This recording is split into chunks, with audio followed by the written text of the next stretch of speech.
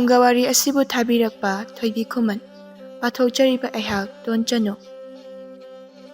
Thaina mamangai matam amada ningthau panba yamna matik mathauna leiba achauba leibak ama leirami. Ningthau adugi maming sana thokpa kaurami. Ningthau sana thokpagi leibak adu thangnaba leibak singna yamna kina chatli amadi ikai khumnai. Yamna ira kaira khunba leibak amani. Magi naknabada leiriba leibak khudingmak sana thokpagi leibakta loipot kai. Sana thokpa mangak khara haigatli icham cham thokpa ningthau oide. Thangnaba matu sonba leibaki mamangda yamna thoichat wangchatnai. Sana thokpagi leimagi mamingna irai leima kaurami. Sana thokpana magi taloi irai leimabu yamna nungsina luna loinarami. Nongmadi leima ningthau ani aduna leikonda ngayak pothaba oina wari sanarami. Irai leimana iningthau ai karinomta haijageba. Ningthau magi taloida nofet yinglaga hairai. Karino aikhoi anise yum panba chahi 3 pharakle. Hojik phawba angang ama phawa yaudri. Masigi matangda khara phajana mukta khanasi tanasi haibasu sunga yabide. Magi leimana khara warauna hairakpaduda sana thokpana hera adugibu kaisu khalun matam yam leiri. Yarese adugi wado to hayengdi loipot karakpa numini. Aduna nang phajana kiraga leigedabani. Atopa leibaki mamangda chang tahanba yadeko. Sana thokpa ngakchau thekjarabasu magi nupibudi yamna nungsijai. Atopa nupi thige haibagi wakhandi kaisu leijadabani. Sana thokpana nofet tawraga makha tarai. Sana thokpa ingondabu lan taroklabadi. Mai thiba haibase moigi maraibakta tamlamlabani. Phaklangda leitumna thabagumbani. Irai leimana karigumba ama ningsinglakpagum khangai hairai. Ado kanamtaga karino he khangpre khangi. Irai leimana noklaga haige khalakpadi kuiraba. Aduda tanjama icha chadaba. Ningthauna yamna khaurangna hoini karino haironi. Aikhoigi leibakta karakliba loipose yam yami. Madudasu nate leibak asigi laumi singi pothok mana masing phokjeng singsu repeat. Aikhoigi leibakta karakliba loipose yam yami. Madudasu nate leibak asigi laumi singi pothok mana masing phokjeng sisu yam yami. Masi mayamse aikhoina aikhoigi oina adum tungsinduna thambagi mahutta leibak asigi awana tarabasingda khara khara pithokse. Maduna ining thaubu mipung khudingmangna nungsibasu hengani mingchesu hengani. Aigi wakhanda sumaina sum khanba madusu sumi. Adubu sana lupa loipot lan thumsing asigi mapanani. Ngasi aina matik mathawna leiba ningthau ama oribase. Yumthangnaba leiba pumnamakna kiribase. Sana lupa sing asina matik mathawna leiba lanmi nekkani. Adudagi amu leibak asigi chakhotpagi pomit yengba haiba ahaiba maiba nekkani. Langi khusu khulai amadi lamigi awaman pibadani lanthum mayeng taribase. Hoi adubudi chumi. Ado loyalangi mafamsingdadi yamna waba yawi haiba paw taye. Aduda sum haibanida lanmigi awaman khaidokkhraga kharagi makhaidi limidana. Sana thokpa sor sangna hontharaga nofet tawna khalibane isu khanasi. Yamna kumkangba phattaba makti nattabanina chahi khara leiraga oina tawrasi maduna. Hojikti thangnaba leiba khara loksingadaba leiri. Irai leimana amu hoi ningthau aduna amu ado hayengse nang phajana tap takai kegadabani ko. Lakadoriba ningthau mayamdagi mamangda chophanba yadeko. Awaba wakhan khalun adugi saru hayengi awat apa phirondum yengjeruru. Nongma haukhre matam khara leiragadi irai leima mama oigadori. Sana thokpasu asa chawna tawjarami. Ningthau konunggi amaiba makoka wari sanarami. Sana thokpana ibu Ipuhoi mayamna taibang sima mapuda kanna haijabadagi ngasigi phibam ase yauribani. Ipugi laman yam doli. Amuk supena nokjay sana thokpado. Aigisu aigi ihut ireng sinanaba laklani dana. Maiba aduna tapna Iningthau nanay na po karigumba wapam amatang hanggatjage ba. Jingnadana hekta haibiyu ni po. Iningthau tungda lakadaba khudingmak nanay na haibadi ngamba itik ipa natjade. Adubo wapam si matangdi haijage. Poklakadariba angang asigi matangda wakhan munna khanthabiyu. Tinyo tharaga thabak khudingmak pangthokbiyu. Angang asigi wahauda karigumba iningthauna karigumba wakhan thelabadi tungda leibak asi phauba yamna wagani. Ningamdaba yamna lakani. Karigumba wakhan munna khallabadi nungai yaifaba oigani. Sana thokpana wakhan haifet khallaga Ipu takpiribu wafam asibu ai bab taba ngamjadre. Amuktang sengna haibiyu ba. Ahal aduna amuk Iningthau nanay na haibasita kaubigano. Tungda lakadaba waram pumba loinamak sengna haidokpadi tawhaidido.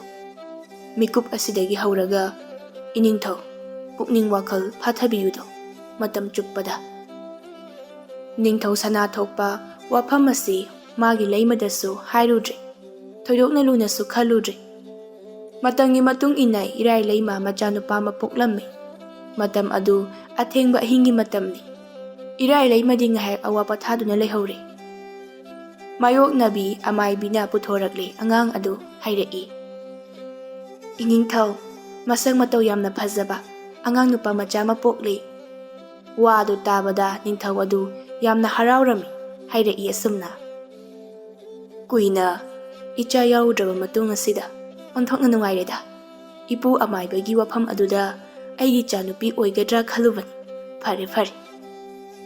Amaibi adun angang adu ningthauda yenghalli. Angang adu ubada ningthau adu haifam khangdaba khoirangba khoisaunaba amaga loinana hairei. Amaibi karino angang asidi soinaiba haibadura.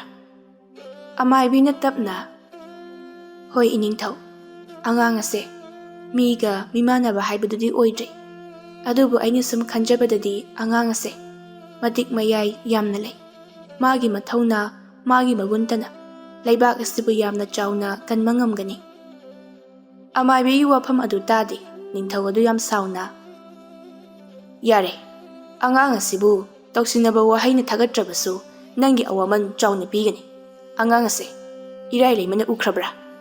Kana kana uhawi. Salani matengna mingchat talibani. Masidabu soinaibaduna kari tawgadoribano. Leimadi awapatha hauri. Mahakti angang masak uhodri. Nanay ani amaga aiga aikhoi humkhaktani uzaba.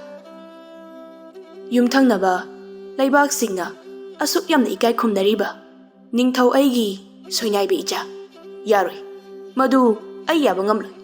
Angang ado haujingmal hatokro. Wafam ase haujingmal thupsinkrase. Amu makha tadanaba. Yam thuna athengba hing oiringai. Mi kanasu khangdringai matam asida. Leima masung miyangi mamangda angang ado sine pokle haigadabani. Soinaibabu aigi cha oiba ngamloi. Hauji thawdok asibu uriba nakhoi khudima. Uriba khudima kanamtada haidokpa yaroi. Hek haidokpada angang ongadabani khang. Asi hairamlaga ningthau aduna angang adubu hanna phawa yinglamdana sauna chakre. Konungi amaibi aduna angang adubu nungsina pamlaga hairei. Onthokna naraibak thiba haibado oiredako. Phare karidi upai lei. Leibak ningthaugi yathangina. Nangbu athapa mafam amada thamluba tabani. Asuk nungsiba angang asibu karamna hatkani. Hayeng nangi matam laklaga leibak asibu nangi panthaubu kanbiyuko mazai bungo. Asumna kapna amaibi aduna angang adubo athapa mafam amada punaba thorakli. Khalli thamoida. Aibu ꯀꯔꯣꯝꯗ ꯆꯠꯄꯅ ꯐꯒꯅꯤ?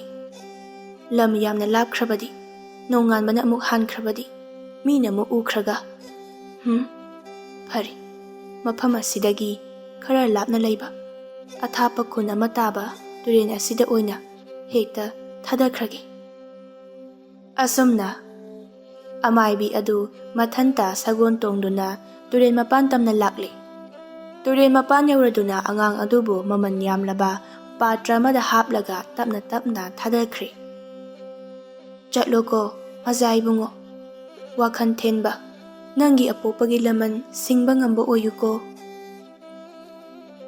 ꯅꯤꯡꯊꯧꯒꯤ ꯌꯥꯊꯪ ꯃꯇꯨꯡ ꯏꯟꯅ ꯏꯔꯥꯏ ꯂꯩꯃ ꯑꯃꯁꯨꯡ ꯂꯩꯕꯥꯛ ꯃꯤꯌꯥꯝꯗ ꯑꯣꯏꯗꯕ ꯋꯥꯐꯝꯁꯤꯡ ꯑꯗꯨꯕꯨ ꯍꯥꯏꯔꯝꯃꯤ꯫ ꯑꯁꯣꯝꯗꯅ ꯑꯃꯨꯛ ꯇꯨꯔꯦꯟꯗ ꯊꯥꯗꯔꯛꯂꯤꯕ ꯑꯉꯥꯡ ꯑꯗꯨ ꯃꯊꯪꯒꯤ ꯅꯨꯃꯤꯠꯀꯤ ꯅꯨꯡꯊꯤꯜꯗ ꯇꯨꯔꯦꯟꯗ ꯉꯥ ꯂꯣꯡ ꯈꯣꯟꯗꯨꯅ ꯉꯥ ꯐꯥꯔꯝꯕ ꯃꯇꯩ ꯃꯅꯥꯎ ꯑꯃꯅ ꯊꯦꯡꯅꯔꯝꯃꯤ꯫ ꯅꯨꯄꯤꯒꯤ ꯃꯃꯤꯡꯅ ꯀꯕꯣꯛꯂꯩ ꯀꯧꯏ, ꯃꯥꯒꯤ ꯅꯨꯄꯥꯒꯤ ꯃꯤꯡꯅ ꯌꯥꯏꯃ ꯀꯧꯔꯝꯃꯤ꯫ ꯀꯕꯣꯛꯂꯩꯅ, ꯍꯩꯃꯥ, ꯀꯔꯤꯅꯣ ꯑꯁꯤꯗ ꯇꯥꯎꯊꯔꯛꯂꯤꯕꯁꯤꯕꯨ? ꯂꯪꯇ꯭ꯔꯤꯛ ꯂꯪꯉꯤꯅꯦ꯫ ꯌꯥꯏꯃꯅ, ꯍꯩ ꯀꯕꯣꯛꯂꯩ, ꯂꯥꯡꯈ꯭ꯔꯦꯗꯀꯣ ꯅꯪꯁꯦ꯫ ꯅꯠꯇꯦ, ꯅꯄꯨꯟꯁꯤꯒꯤ ꯉꯥ ꯑꯃꯨꯛꯇ ꯐꯥꯔꯛꯇ꯭ꯔꯤꯕ꯭ꯔꯣ ꯅꯪꯕꯨ? ꯑꯗꯨꯛ ꯌꯥꯝꯅ ꯂꯥꯡꯉꯤꯕꯗꯨꯕꯣ ꯀꯩꯒꯤꯅꯣ ꯉꯥ ꯐꯥꯕꯗ? ꯃꯁꯤꯗꯤ ꯀꯔꯤꯅꯣ ꯂꯪꯇ꯭ꯔꯤꯛ ꯂꯪꯕ ꯍꯥꯏꯕꯕꯣ? ꯀꯩꯝꯇꯁꯨ ꯎꯗꯅ? ꯂꯥꯡꯒꯅꯨꯀꯣ, ꯉꯥꯗꯨꯝ ꯐꯥꯎ꯫ ꯑꯁ, ꯇꯨ ꯑꯥꯗ ꯂꯪꯇ꯭ꯔꯤꯛ ꯂꯪꯕ ꯑꯃ ꯂꯥꯛꯏꯁꯦ ꯎꯗ꯭ꯔꯣ? ꯁꯣꯝꯅ ꯊꯣꯔꯛꯂꯒ ꯑꯃꯨꯛꯇ ꯌꯦꯡꯕꯤꯌꯨꯕ꯫ ꯑꯗꯨꯒꯤ ꯎꯖꯥꯎꯗꯨꯒꯤ ꯃꯔꯨꯝ ꯇꯥꯗꯅ ꯎꯗꯕꯅꯤ꯫ ꯂꯥꯛꯑꯣ ꯃꯤꯁꯤꯗ, ꯑꯝꯇ ꯌꯦꯡꯕꯤꯌꯣ ꯃꯤ꯫ ꯑꯩ ꯏꯊꯟꯇꯔꯣ ꯎꯔꯤꯕꯁꯤꯕꯣ? ꯀꯤꯕꯨ ꯀꯤꯁꯜꯂꯛꯑꯦꯀꯣ꯫ ꯑꯩ ꯌꯦꯡꯕꯒ ꯉꯝꯖꯔꯣꯏ꯫ ꯂꯥꯏ ꯇꯤꯟ ꯊꯦꯡꯅꯕꯁꯦ ꯑꯔꯪ ꯑꯔꯥꯛ ꯎꯒꯜꯂꯤ ꯍꯥꯏꯕꯅꯤ꯫ ꯑꯩꯗꯤ ꯁꯤꯕꯒ ꯉꯝꯈꯤꯔꯣꯏ, ꯅꯨꯃꯤꯠꯀ ꯌꯨꯡꯈꯠꯂꯛꯄꯅꯦ꯫ ꯀꯕꯣꯛꯂꯩ ꯁꯥꯎꯅ ꯍꯥꯏꯔꯛꯏ꯫ ꯍꯣꯏ ꯌꯥꯔꯦ, ꯇꯥꯅꯤꯡꯗꯦ꯫ ꯂꯥꯛꯀꯦꯔꯥ ꯂꯥꯛꯑꯣꯏꯔꯥ ꯑꯩ ꯏꯊꯟꯇꯅ ꯎꯕ꯭ꯔꯥ ꯅꯠꯇ꯭ꯔꯒꯅ ꯃꯤ ꯑꯅꯤ ꯁꯨꯅ ꯎꯕ꯭ꯔꯥ ꯍꯥꯏꯕꯗꯣ ꯌꯦꯡꯁꯤ ꯍꯥꯏꯕꯅꯤ꯫ ꯁꯤꯔꯕꯁꯨ ꯄꯨꯟꯅ ꯁꯤꯒꯗꯕ꯫ ꯂꯥꯛꯀꯦ ꯍꯥꯏꯕ꯭ꯔꯥ ꯂꯥꯛꯑꯣꯏ ꯍꯥꯏꯕ꯭ꯔꯥ?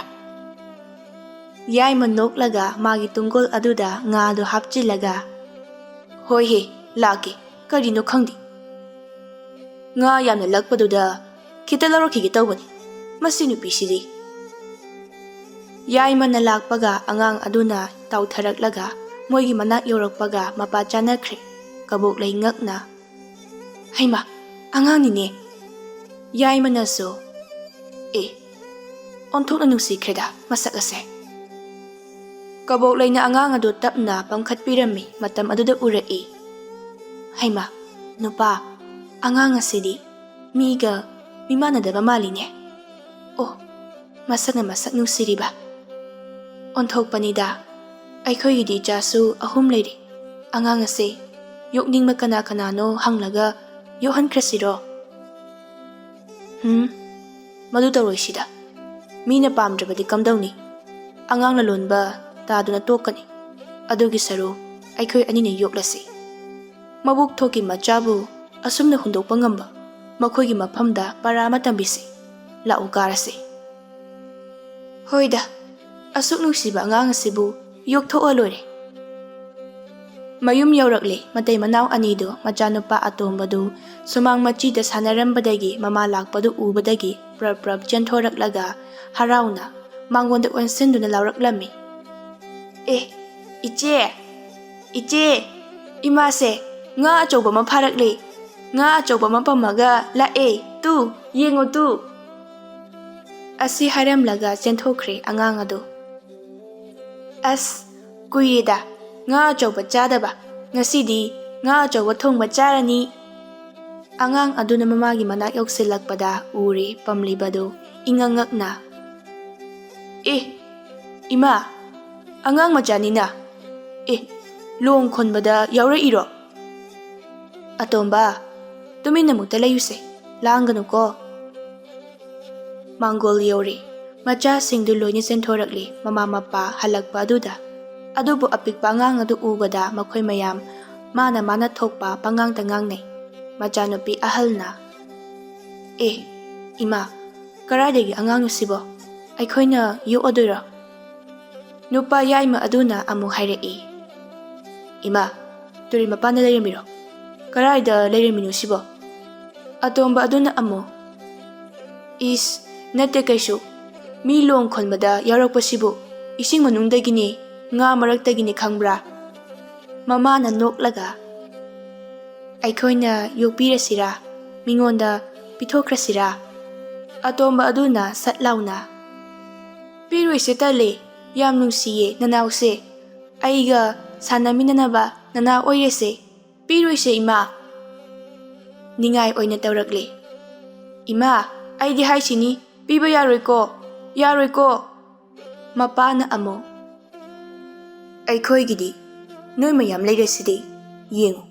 Ma amu sauksila adi. Noy na jagadaba jakto. Nabuk thalaruini. Yai maduna amo. Baba. Aikoi mayam dagi khara khairaga adum yani. Mana chadana kayam chaduno. Mapa na amukaso laknarai. Aidi. Aigi sarukti piba ngamoy. Wado haiba loy patringay atombadu khara saurap. Aigi saruktagi tangkai chaminani. Noy kanamtagi saruktagi khaidrasu. Mama mapa anidu noklaga. Phagi dawanise. Angang ase. Hayeng wai chawra phawba.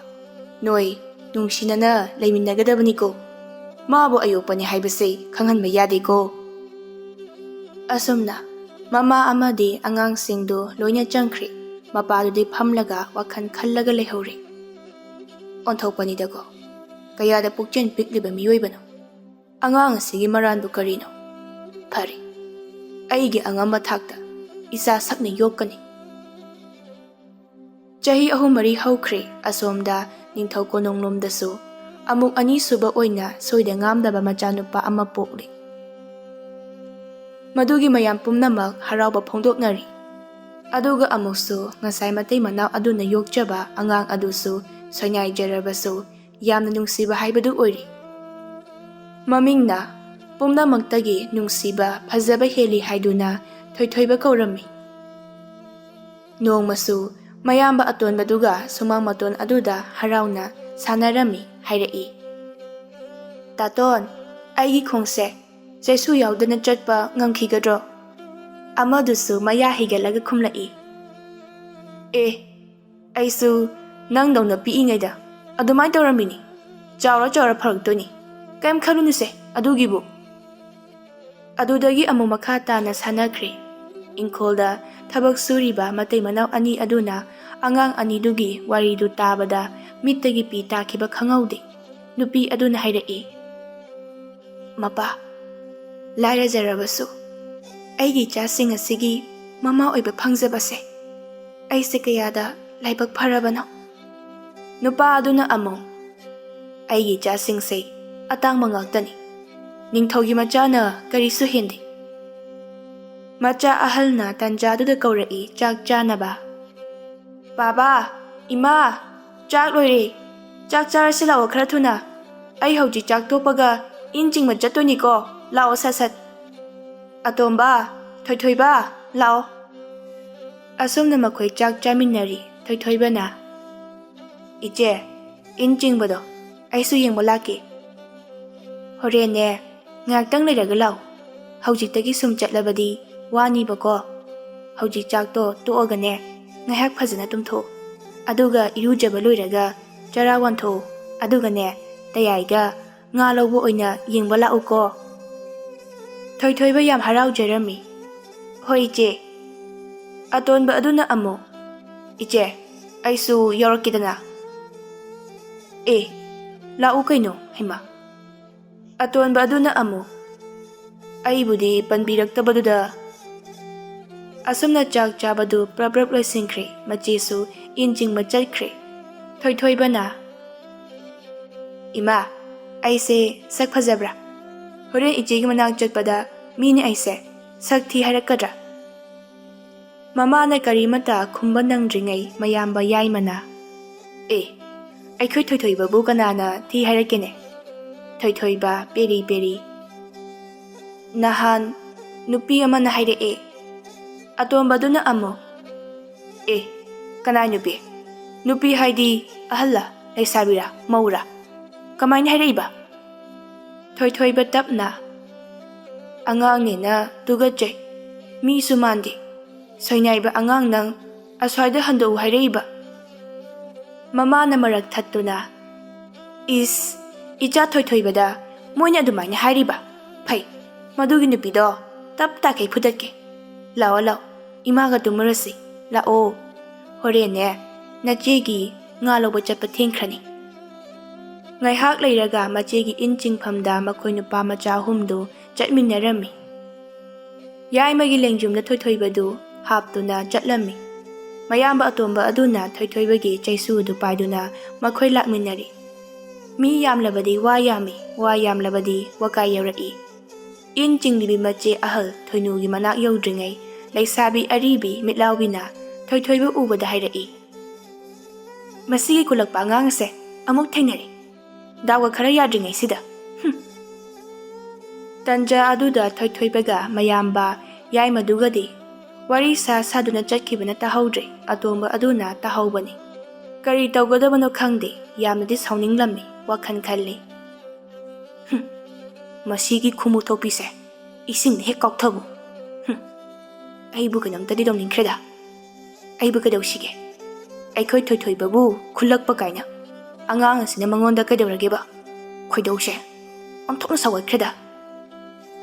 Leiriba mayam sidasu. Aina tawbani haibasu khanganba yadaba. Kadawsige. Oh, leire. Asomdadi mitlawbi adu maagi indaga yengde Thoibana chakkiba maikaida munna yenglaga murum soli. Mama mapa mathong maram khangdaba macha si uragabu kayam daw yanige. Nupa macha atomba yaiphabana manak adwade leiramba mayai oirap chawba nung ama khudi thiduna tuba saraga mitlawbagi in manungda inboy langboy tawduna thadarami aduga prap lakli. Maya mamalangmagi matung inarakli makhona matakibaduda mitlawbidu illomda mamai laisilakpaga yaiphabana mitlawbigi lukham mapada chatkibaga mapa chanakhiduna mitlawbinadi yaiphababu ukhijai. Heis, haujiki makhon adubu nga chawba machongba malida laibak chang hekta yenglagi he. Asomna indu yam wana chingkhatpada ngadi oiramdri. Nungi arumba aduna hemanbana ingi hangengi wadu pedrek laurai. Mitlawbi yam sauna. Nungjaw ni side. Karadagi kamaya changa iba. Asuklu manung side.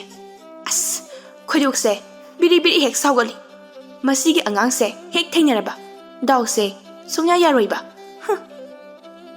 Asi hairamlaga atekpa in hangendu puraga mayumda prap chatkre. Somdana Thoibana macheda. Iche, nga kayam pharage. Yamdrida. Tu, sigi urum sida layu. Nungsa se yam saiko aduda phamu. Tan chanarubagira khangde Thoiba lakpadagi Thoinu nga yamna lakli magi indo. Machene insonba khudingi Thoibana henna haraujerami. Aya, nga khuyamdo.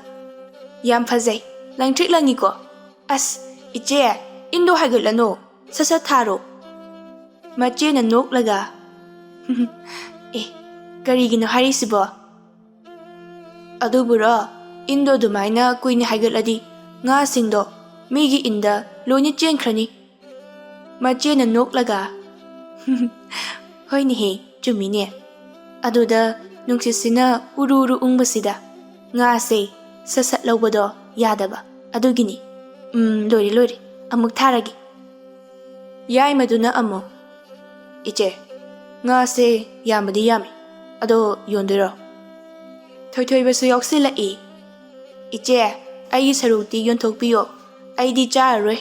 Aduga ibok pisaki pofamda yonba haitup haingando laibiyo. Adu enchagi. Machena, nga gamta yoloi. Kuiri, nga se pina chadaba. Horendi nga se mayam ama hauna thongaga chadoini. Atonba duna amo.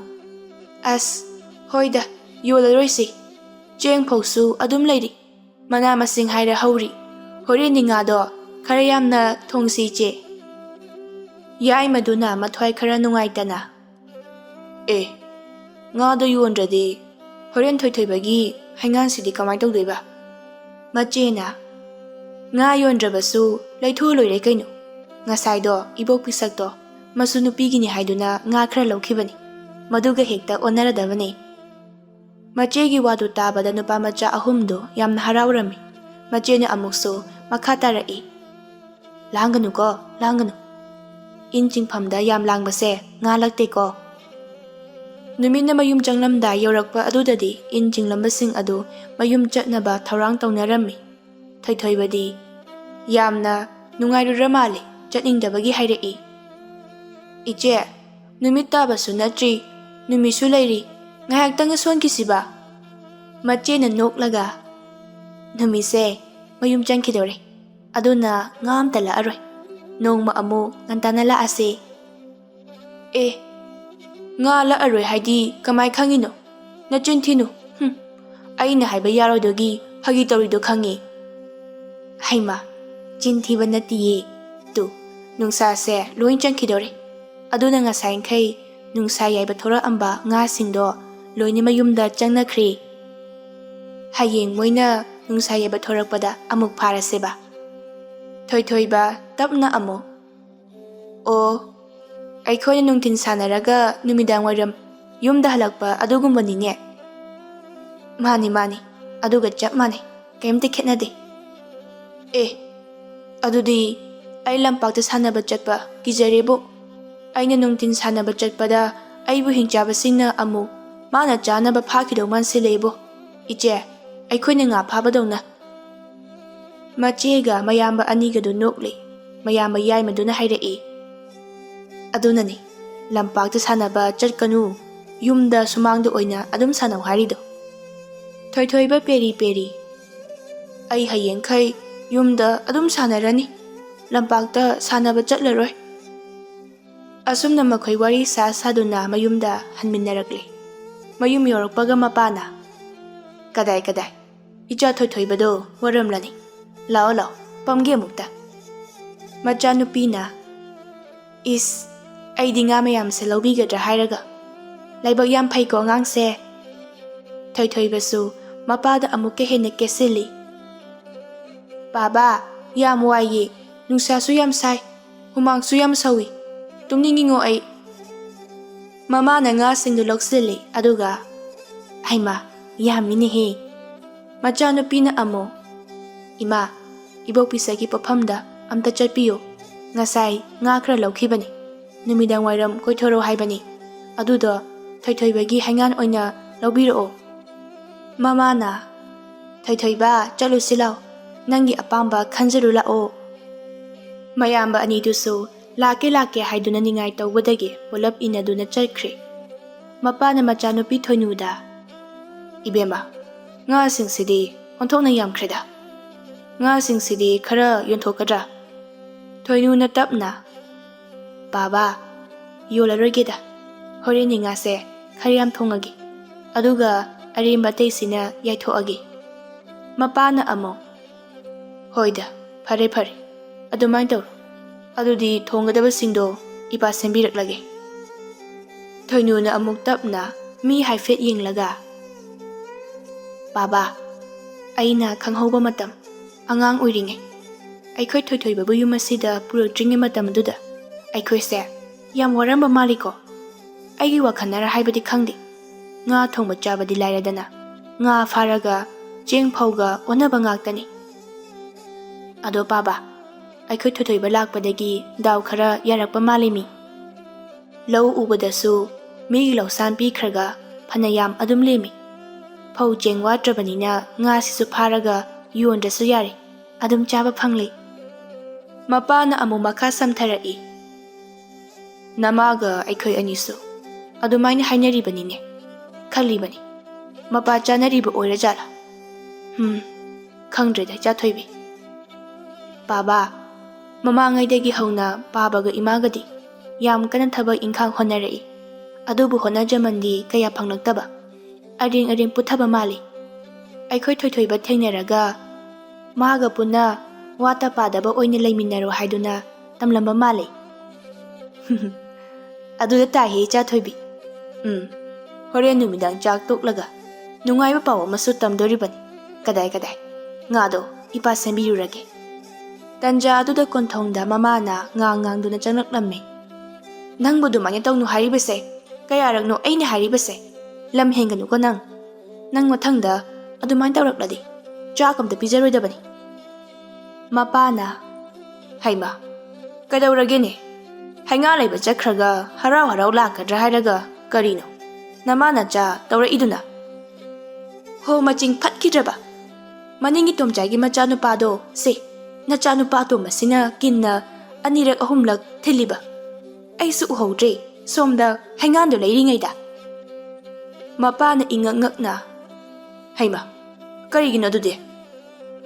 Mamana thoibabu imungda chango haige tawringai atonba aduna mana thoibada haijet haikai haijing phadaba hainingne. Thoibana haingan adu charaga yam kesinana hanglai. Baba kari haino dubo.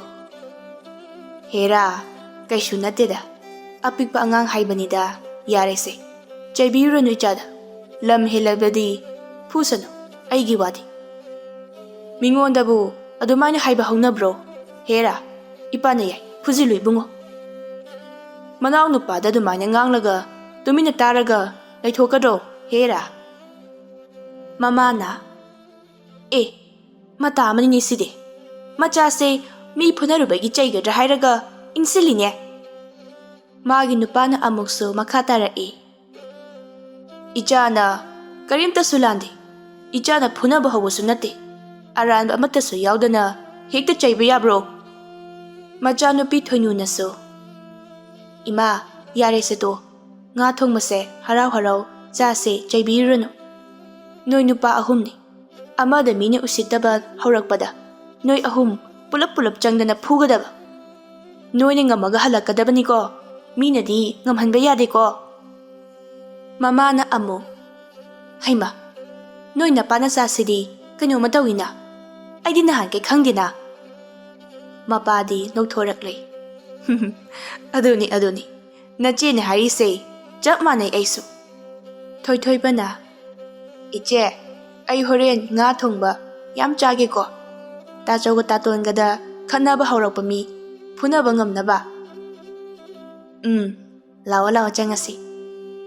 Numidangdu harau cha ising chanari chak chaba loiraga mayamdu phunga mapanda pulap phaminnaringaida mapana paw nungaiba ma tamgi tawbunine aise. Magi nupina kari pawno haribasibo ngasaido lowyam uba khuraibo chawbado thengnayi phana kuina wari sanai. Mathang chahi haibadi handak lakadoriba lawrok pantha sidagidi magi lawpari ama aibu uro harine. Haima adudi yam phai kaino khuraibo chawbado mabuksu yam phai haibani. Lawsan lawbada kase ka hena phattabadi tawdi haina tayi. Macha singdusu yamna haraurami. Asumna matam khara haukhri suba nomba kanba imung ama oina maming chakhalai. Kun aduda makhoigi imungi mi khudingmak thabak sunarabasu soinaiduna mathanda chatpa ngamdraba thoibasu tumina phamduna leite. Chaisu adumaga laikai adugi maram mokpa sensa naha oiri. Kun adugi sanjabung adudagi khara nakpa maphamda hainau pambi amagi makhada ngaihak phamduna sansingdu seli. Asomdana amo ningthau sana thokpa nungaiba mapan sari. Machanupa taiba nganbaso masang mataw yamna phajaba mamagumna pukchen tappa laita lairababu yamna nungsijaba angang ama oina haurakli. Nongmadi ningthau sana thokpana magi leimada hairammi. Ai numit kharanidi lan chatpa tari. Wadu laiphatringai leimana as laibakse phana chawri lawsinba yaba phana yamsa loksille. Tokla sida lanse ichasu chawba sare phadri lando chapi runuda. Hera aikhoini ngamnida yamna pikpa laibakni. Is lan phawba tawdri aikhoini ngamgani haina hekta haibiganu phatti. Laibak ado karigino khangdi soinaiba yamna lei hairi. Lanmi sudraduna ꯈꯔ ꯁꯣꯏꯅꯥꯏꯕ ꯌꯥꯎꯗꯕ ꯅꯨꯄꯥꯁꯤꯡꯗꯨ ꯅꯝꯗꯅ ꯂꯥꯟꯃꯤ ꯑꯣꯏꯍꯜꯂꯤꯕꯅꯤ꯫ ꯃꯥꯒꯤ ꯂꯩꯃꯅ ꯑꯃꯨꯛ ꯈꯔ ꯁꯥꯎꯔꯞꯅ, ꯑꯁ, ꯃꯤꯒꯤ ꯑꯗꯨꯛ ꯋꯥꯅ ꯑꯗꯨꯛ ꯎꯄꯥꯏ ꯂꯩꯇꯅ ꯍꯣꯠꯅꯔꯤꯕ ꯑꯗꯨꯗ ꯑꯗꯨꯃꯥꯏꯅ ꯈꯨꯗꯣꯡꯆꯥꯕ ꯂꯧꯕꯤꯔꯨꯕ ꯄꯥꯞꯄꯨꯅꯤꯀꯣ, ꯃꯗꯨ ꯀꯌꯥ ꯑꯐꯕ ꯑꯣꯏꯒꯅꯤ ꯊꯥꯖꯗꯦ꯫ ꯑꯦ, ꯀꯩꯗꯧꯔꯒꯦ? ꯃꯣꯏꯅꯕꯨ ꯀꯔꯤ ꯂꯃꯟ ꯈꯨꯝꯂꯛꯄ ꯉꯝꯒꯗꯣꯏꯅꯣ? ꯂꯥꯟ ꯍꯥꯏꯕꯁꯤꯗꯤ ꯑꯩꯅ ꯍꯥꯟꯅ ꯍꯧꯗꯣꯛꯄꯁꯨ ꯅꯠꯇꯅ, ꯌꯥꯔꯦꯁꯦ, ꯍꯦꯟꯖꯤꯟꯅ ꯈꯜꯂꯨꯅꯨ꯫ ꯍꯥꯏꯅ ꯇꯥꯟꯅꯕ ꯌꯥꯗꯕ ꯃꯈꯩ ꯂꯥꯟꯒꯤ ꯊꯧꯔꯥꯡꯒꯤ ꯁꯦꯝ ꯁꯥꯗꯨꯅ ꯂꯩꯈ꯭ꯔꯦ ꯅꯤꯡꯊꯧ ꯁꯅꯥꯊꯣꯛꯄ꯫ ꯑꯁꯨꯝꯅ ꯅꯤꯡꯊꯧ ꯑꯗꯨ ꯂꯥꯟ ꯆꯠꯈ꯭ꯔꯦ꯫ ꯃꯇꯝ ꯑꯗꯨꯗ ꯂꯩꯃ ꯑꯃꯁꯨꯡ ꯃꯆꯥꯅꯨꯄꯥ ꯋꯥꯔꯤ ꯁꯥꯟꯅꯔꯝꯃꯤ꯫ ꯃꯆꯥꯅꯨꯄꯥꯅ, ꯏꯃꯥ, ꯃꯤꯃꯥꯟꯅꯗ꯭ꯔꯕ ꯂꯥꯟꯃꯤ ꯌꯥꯝꯅ ꯂꯩꯕ ꯂꯩꯕꯥꯛ ꯑꯗꯨꯗ ꯏꯄꯥ ꯅꯤꯡꯊꯧꯅ ꯂꯥꯟꯗꯥꯕ ꯆꯠꯈ꯭ꯔꯤꯕꯁꯦ ꯑꯩꯗꯤ ꯌꯥꯝ ꯅꯨꯡꯉꯥꯏꯇꯦ꯫ ꯏꯃꯥꯒꯤ ꯏꯕꯨꯡꯉꯣ, ꯏꯃꯥꯁꯨ ꯄꯥꯝꯗꯦ, ꯑꯗꯨꯕꯨ ꯑꯩꯅ ꯊꯤꯡꯕꯒꯤ ꯎꯄꯥꯏꯗꯤ ꯂꯩꯇ꯭ꯔꯦ꯫ ꯍꯌꯦꯡꯋꯥꯏ ꯏꯆꯥꯅ ꯆꯥꯎꯔꯛꯂꯒ ꯏꯆꯥꯗꯤ ꯑꯁꯨꯝꯅ ꯇꯧꯒꯅꯨꯀꯣ꯫ ꯏꯃꯥ, ꯑꯩꯗꯤ ꯁꯨꯡꯄꯥꯝ ꯄꯥꯝꯗꯦ꯫ ꯌꯥꯝꯅ ꯋꯥꯅ ꯃꯤꯃꯥꯟꯅꯗꯅ ꯍꯤꯡꯖꯔꯤꯕꯁꯤꯡ ꯑꯗꯨꯗ ꯑꯀꯟꯕ, ꯑꯁꯣꯏꯕ ꯑꯃꯠꯇꯁꯨ ꯌꯥꯎꯗꯕ ꯑꯩꯈꯣꯏꯒꯤ ꯂꯩꯕꯥꯛꯀꯤ ꯃꯁꯤꯡ ꯌꯥꯝꯂꯕ ꯂꯥꯟꯃꯤꯁꯤꯡ ꯑꯗꯨꯅ, ꯑꯁ,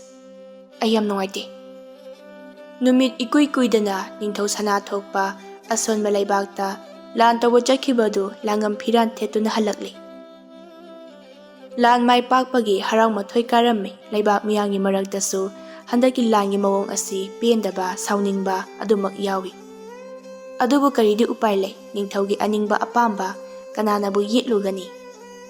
ꯂꯩꯕꯥꯛ ꯑꯗꯨꯒꯤ ꯂꯣꯏꯖꯤꯡ ꯂꯣꯌꯥ ꯃꯆꯤ ꯃꯆꯤꯗ ꯆꯤꯕꯣꯟ ꯅꯨꯄꯥ ꯃꯁꯦꯟ ꯉꯥꯡꯅꯩ꯫ ꯁꯣꯏꯅꯥꯏꯕꯅ ꯅꯝꯅ ꯂꯩꯕ ꯂꯩꯕꯥꯛ ꯃꯆꯥ ꯑꯃꯗ ꯂꯥꯟ ꯇꯥꯁꯤꯜꯂꯒ ꯑꯐꯥꯎꯕ ꯑꯀꯟꯕ ꯁꯥꯕꯁꯤꯗꯤ ꯃꯤꯆꯝ ꯑꯃ ꯑꯣꯏꯅ ꯑꯩꯗꯤ ꯌꯥꯝ ꯅꯨꯡꯉꯥꯏꯇꯦ꯫ ꯈꯣꯟꯖꯦꯜ ꯌꯥꯝꯅ ꯆꯥꯎꯕ ꯅꯨꯄꯥ ꯑꯃꯅ ꯑꯃꯨꯛ, ꯍꯣꯏꯅꯦ, ꯑꯩꯗꯤ ꯑꯩꯈꯣꯏꯒꯤ ꯏꯅꯤꯡꯊꯧ ꯑꯁꯦ ꯌꯥꯝꯅ ꯐꯕ꯭ꯔꯥ ꯈꯜꯂꯨꯕꯅꯤ, ꯑꯗꯨꯒꯗꯤ ꯍꯟꯗꯛꯀꯤ ꯃꯇꯥꯡꯁꯤꯗꯤ ꯌꯥꯗ꯭ꯔꯦ꯫ ꯊꯥꯏꯅꯒꯤ ꯋꯥꯔꯤ ꯑꯃꯗꯨꯝ ꯅꯤꯡꯁꯤꯡꯂꯛꯑꯦꯗ꯫ ꯑꯃꯅ ꯁꯠ ꯂꯥꯎꯅ, ꯑꯁ, ꯈꯣꯟꯖꯦꯜꯗꯨꯒ ꯈꯔ ꯇꯞꯅ ꯍꯥꯏꯌꯨ, ꯃꯤꯅ ꯇꯥꯔꯗꯤ ꯑꯩꯈꯣꯏꯕꯨ ꯗꯟꯗꯤ ꯑꯃꯨꯛ ꯐꯪꯗꯅ꯫ ꯀꯔꯤ ꯋꯥꯔꯤꯅꯣꯅꯦ ꯅꯤꯡꯁꯤꯡꯂꯛꯏꯕꯣ? ꯍꯥꯏꯌꯨ ꯇꯥꯁꯤꯅꯦ꯫ ꯍꯣ, ꯑꯗꯨꯕꯨꯔꯣ, ꯋꯥꯍꯩꯁꯤ ꯈꯛꯇꯅꯤ ꯇꯞꯅ ꯍꯥꯏꯔꯝꯂꯤꯕꯁꯤ꯫ ꯃꯗꯨꯒꯤ ꯃꯇꯨꯡꯗꯒꯤꯗꯤ ꯍꯥꯟꯅꯒꯨꯝ ꯍꯧꯅ ꯑꯗꯨꯝ ꯍꯥꯏꯔꯛꯏ꯫ ꯍꯣ, ꯅꯍꯥꯟꯋꯥꯏ ꯑꯍꯥꯟꯕ ꯃꯆꯥ ꯑꯃ ꯁꯤꯅ ꯄꯣꯛꯂꯛꯏ ꯍꯥꯏꯅꯩꯗꯅ, ꯃꯗꯣ ꯁꯤꯈꯤꯕ ꯅꯠꯇꯦ, ꯁꯣꯏꯅꯥꯏꯔꯒ ꯄꯣꯛꯏ ꯍꯥꯏ꯫ ꯃꯗꯨꯗ ꯑꯔꯥꯞꯄ ꯃꯐꯝꯗ ꯍꯨꯟꯗꯣꯛꯍꯟꯕ ꯃꯥꯜꯂꯤ꯫ ꯃꯗꯨꯒꯤ ꯑꯉꯥꯡ ꯑꯗꯣ ꯑꯩꯈꯣꯏꯒꯤ ꯈꯨꯟꯗ ꯂꯩꯔꯤꯕ ꯊꯣꯏꯊꯣꯏꯕꯁꯤꯅꯤ ꯍꯥꯏꯅꯩ, ꯑꯍꯜ ꯑꯃꯅꯤꯅ꯫ ꯅꯨꯄꯥ ꯑꯃꯅ, ꯑꯦ, ꯅꯪꯗꯤ ꯑꯗꯨꯛ ꯌꯥꯝ ꯃꯨꯟꯅ ꯀꯃꯥꯏ ꯈꯪꯉꯤꯕ? ꯈꯣꯟꯖꯦꯜ ꯆꯥꯎꯕ ꯅꯨꯄꯥ ꯑꯗꯨꯅ ꯑꯃꯨꯛ, ꯃꯇꯝꯗꯨꯗ ꯀꯣꯅꯨꯡꯒꯤ ꯃꯥꯌꯣꯛꯅꯕꯤ ꯑꯃꯥꯏꯕꯤꯗꯣ ꯑꯩꯈꯣꯏ ꯏꯕꯣꯛꯀꯤ ꯃꯃꯥꯟꯅꯕꯤꯅꯤ꯫ ꯃꯥꯅ ꯁꯤꯔꯝꯗꯥꯏꯗ ꯋꯥꯔꯤ ꯂꯤꯔꯝꯃꯤ ꯑꯩꯈꯣꯏ ꯏꯕꯣꯛꯇ꯫ ꯑꯉꯥꯡ ꯑꯗꯣ ꯃꯁꯛꯇꯤ ꯌꯥꯝ ꯅꯨꯡꯁꯤ ꯍꯥꯏ, ꯑꯗꯣ ꯁꯣꯏꯅꯥꯏꯔꯒ ꯄꯣꯛꯂꯛꯄꯗꯨꯗ ꯅꯤꯡꯊꯧꯗꯨꯅ ꯌꯥꯝ ꯁꯥꯎꯏ ꯍꯥꯏ꯫ ꯑꯗꯨꯗ ꯍꯥꯠꯇꯣꯛꯈ꯭ꯔꯣ ꯍꯥꯏꯕꯗꯒꯤ ꯑꯃꯥꯏꯕꯤꯗꯨꯅ ꯑꯉꯥꯡ ꯑꯗꯣ ꯅꯨꯡꯁꯤꯃꯟꯗꯨꯅ ꯑꯔꯥꯞꯄ ꯃꯐꯝꯗ ꯇꯨꯔꯦꯟꯗ ꯊꯥꯗꯔꯛꯄ ꯑꯣꯏꯔ ꯃꯥꯜꯂꯤ꯫ ꯑꯗꯨꯗꯩꯗꯤ ꯑꯩꯈꯣꯏ ꯕꯣꯛꯅ ꯑꯩꯈꯣꯏ ꯈꯨꯟꯒꯤ ꯇꯨꯔꯦꯟꯗꯒꯤ ꯊꯣꯏꯊꯣꯏꯕꯕꯨ ꯈꯨꯠꯂꯛꯄꯒꯤ ꯋꯥꯔꯤꯗꯣ ꯂꯤꯔꯨꯕꯗ ꯅꯤꯡꯊꯧꯒꯤ ꯃꯆꯥ ꯁꯣꯏꯅꯥꯏꯕꯗꯣ ꯊꯣꯏꯊꯣꯏꯕꯁꯦ ꯑꯣꯏꯔꯝꯒꯅꯤ ꯍꯥꯏꯗꯅ ꯍꯥꯏꯔꯛꯄꯒꯤ ꯋꯥꯅꯤꯗ꯫ ꯋꯥꯔꯤꯗꯣ ꯌꯥꯝ ꯆꯨꯁꯤꯟꯅꯕ꯫ ꯑꯃꯅ ꯑꯃꯨꯛ, ꯍꯣꯏꯅꯦꯍꯦ, ꯆꯨꯝꯃꯤ, ꯊꯣꯏꯊꯣꯏꯕꯁꯦ ꯇꯨꯔꯦꯟꯗ ꯇꯥꯎꯊꯔꯛꯄꯅꯤꯀꯣ꯫ ꯃꯣꯏꯒꯤ ꯃꯇꯩ ꯃꯅꯥꯎ ꯑꯗꯒꯤ ꯑꯉꯥꯡꯁꯤꯡꯁꯤꯅ ꯅꯨꯡꯁꯤꯅ ꯌꯣꯛꯄꯁꯤꯗ ꯑꯌꯣꯛꯄꯅꯤ ꯀꯥꯏꯁꯦ ꯀꯥꯎꯕꯨ ꯀꯥꯎꯔꯨꯔꯦꯍꯦ ꯑꯩꯗꯤ꯫ ꯑꯁ, ꯅꯪꯅ ꯍꯥꯏꯒꯨꯝꯗꯅ ꯊꯣꯏꯊꯣꯏꯕꯁꯦ ꯑꯉꯥꯡ ꯑꯣꯏꯔꯤꯉꯩꯗ ꯃꯁꯛꯇꯤ ꯌꯥꯝ ꯅꯨꯡꯁꯤꯕꯅꯤ꯫ ꯑꯃꯅ ꯑꯃꯨꯛ, ꯑꯁ, ꯅꯣꯏꯒꯤ ꯑꯉꯥꯡ ꯑꯣꯏꯔꯤꯉꯩꯒꯤ ꯋꯥꯔꯤꯒ ꯇꯣꯛꯈꯣ, ꯍꯥꯟꯅꯗꯤ ꯈꯟꯖꯤꯜꯂꯨꯗꯦ ꯏꯇꯥꯎ, ꯅꯪꯒꯤ ꯋꯥꯔꯤꯗꯣ ꯇꯥꯔꯨꯕꯗꯒꯤ ꯊꯣꯏꯊꯣꯏꯕꯁꯦ ꯅꯤꯡꯊꯧꯒ ꯃꯁꯛꯄꯨ ꯌꯥꯝꯅ ꯃꯥꯟꯅꯈꯠꯂꯛꯏꯍꯦ꯫ ꯑꯇꯩꯗꯨꯁꯨ ꯍꯥꯏꯅꯔꯛꯏ꯫ ꯍꯣꯏꯅꯦꯍꯦ, ꯍꯥꯟꯅꯗꯤ ꯈꯪꯗꯦ, ꯍꯧꯖꯤꯛꯇꯕꯨ ꯌꯥꯝ ꯀꯟꯅ ꯃꯥꯜꯂꯛꯏꯅꯦꯍꯦ꯫ ꯑꯗꯣ ꯊꯣꯏꯊꯣꯏꯕꯕꯨ ꯌꯣꯛꯂꯤꯕ ꯃꯃꯥ ꯃꯄꯥꯁꯤꯅꯗꯤ ꯃꯥꯁꯦ ꯅꯤꯡꯊꯧꯒꯤ ꯃꯆꯥꯅꯤ ꯍꯥꯏꯕꯁꯦ ꯈꯪꯕ ꯖꯥꯠꯂꯥ? ꯈꯣꯟꯖꯦꯜ ꯆꯥꯎꯕ ꯅꯨꯄꯥ ꯑꯗꯨꯅ ꯑꯃꯨꯛ, ꯀꯗꯥꯏꯗꯒꯤ ꯋꯥꯅꯣꯗ, ꯃꯣꯏꯗꯤ ꯈꯪꯄꯣꯠ ꯅꯠꯇꯦ꯫ Noisu hana khanglamdriduni. Aina hojikta haibadagi noisu khanglakpa natro. Wafam ase ya lauba yaba wafam nate. Mi atopa ka hina kaisu khanglamoy. Nupa amana amo onthokpanidako. Angam athawni haibadabu. Mabuk thoki machabu hundokpa ngama mangondagi karino. Aikhoina tamjagadoribasibo. Matam adu labuk singda lauhon phajana hunnare. Sanloriba sangi mapu singna magi san sing adu ningthijana punduna thamlabaso nanthorokpa san khara sanjabongda hoijinduna thoithoibana sangli. Ngasaidagi ngangnariba sanariba wari sing adu thoithoibasu loina taduna leiramli. Napi marak aduda makhongda karakpa kakphai sing adu hatokani haiba phauba khangdaba makhai. Tinfa kakphai sing aduna thoithoibagi ikheng khawbum thana thakduna chaikhre. Ngasidi thoithoiba hairamliba wari sing adu tarubadagi una saba mitamgum adumak laikhre. Thoithoibagi mayumdana laikaigi nupi ani khak thambalngi lairika thoithoibana saba polanga thumoka leiba laklammi. Thambalna iche haisu haibani nachanupa thoithoiba se luna tawbiyuko. Migi machanupa teina langphai chatnakhre. Mana chatpa ngamdre hairabasu kaisu hanthade. Mana saba polang thumokse yam phajai kansu kali magun yam layemi lairikna amo langphai chatpadagidi thumo polang saba sinabu hena kanaramganida. Hana loba jengjam luktusu kayadi nungaikre sijinnaba angang oijarabasu yam hayemi ahannaka kaisu hendi. Kabok leina amo as khangdeda noina pangtha hik thagatpiri. Haima thagatpa natihi asengmado haibagi wani.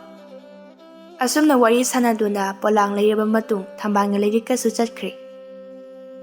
Tanja aduda thoithoibasu wakhanna phungbangnaduna halakle.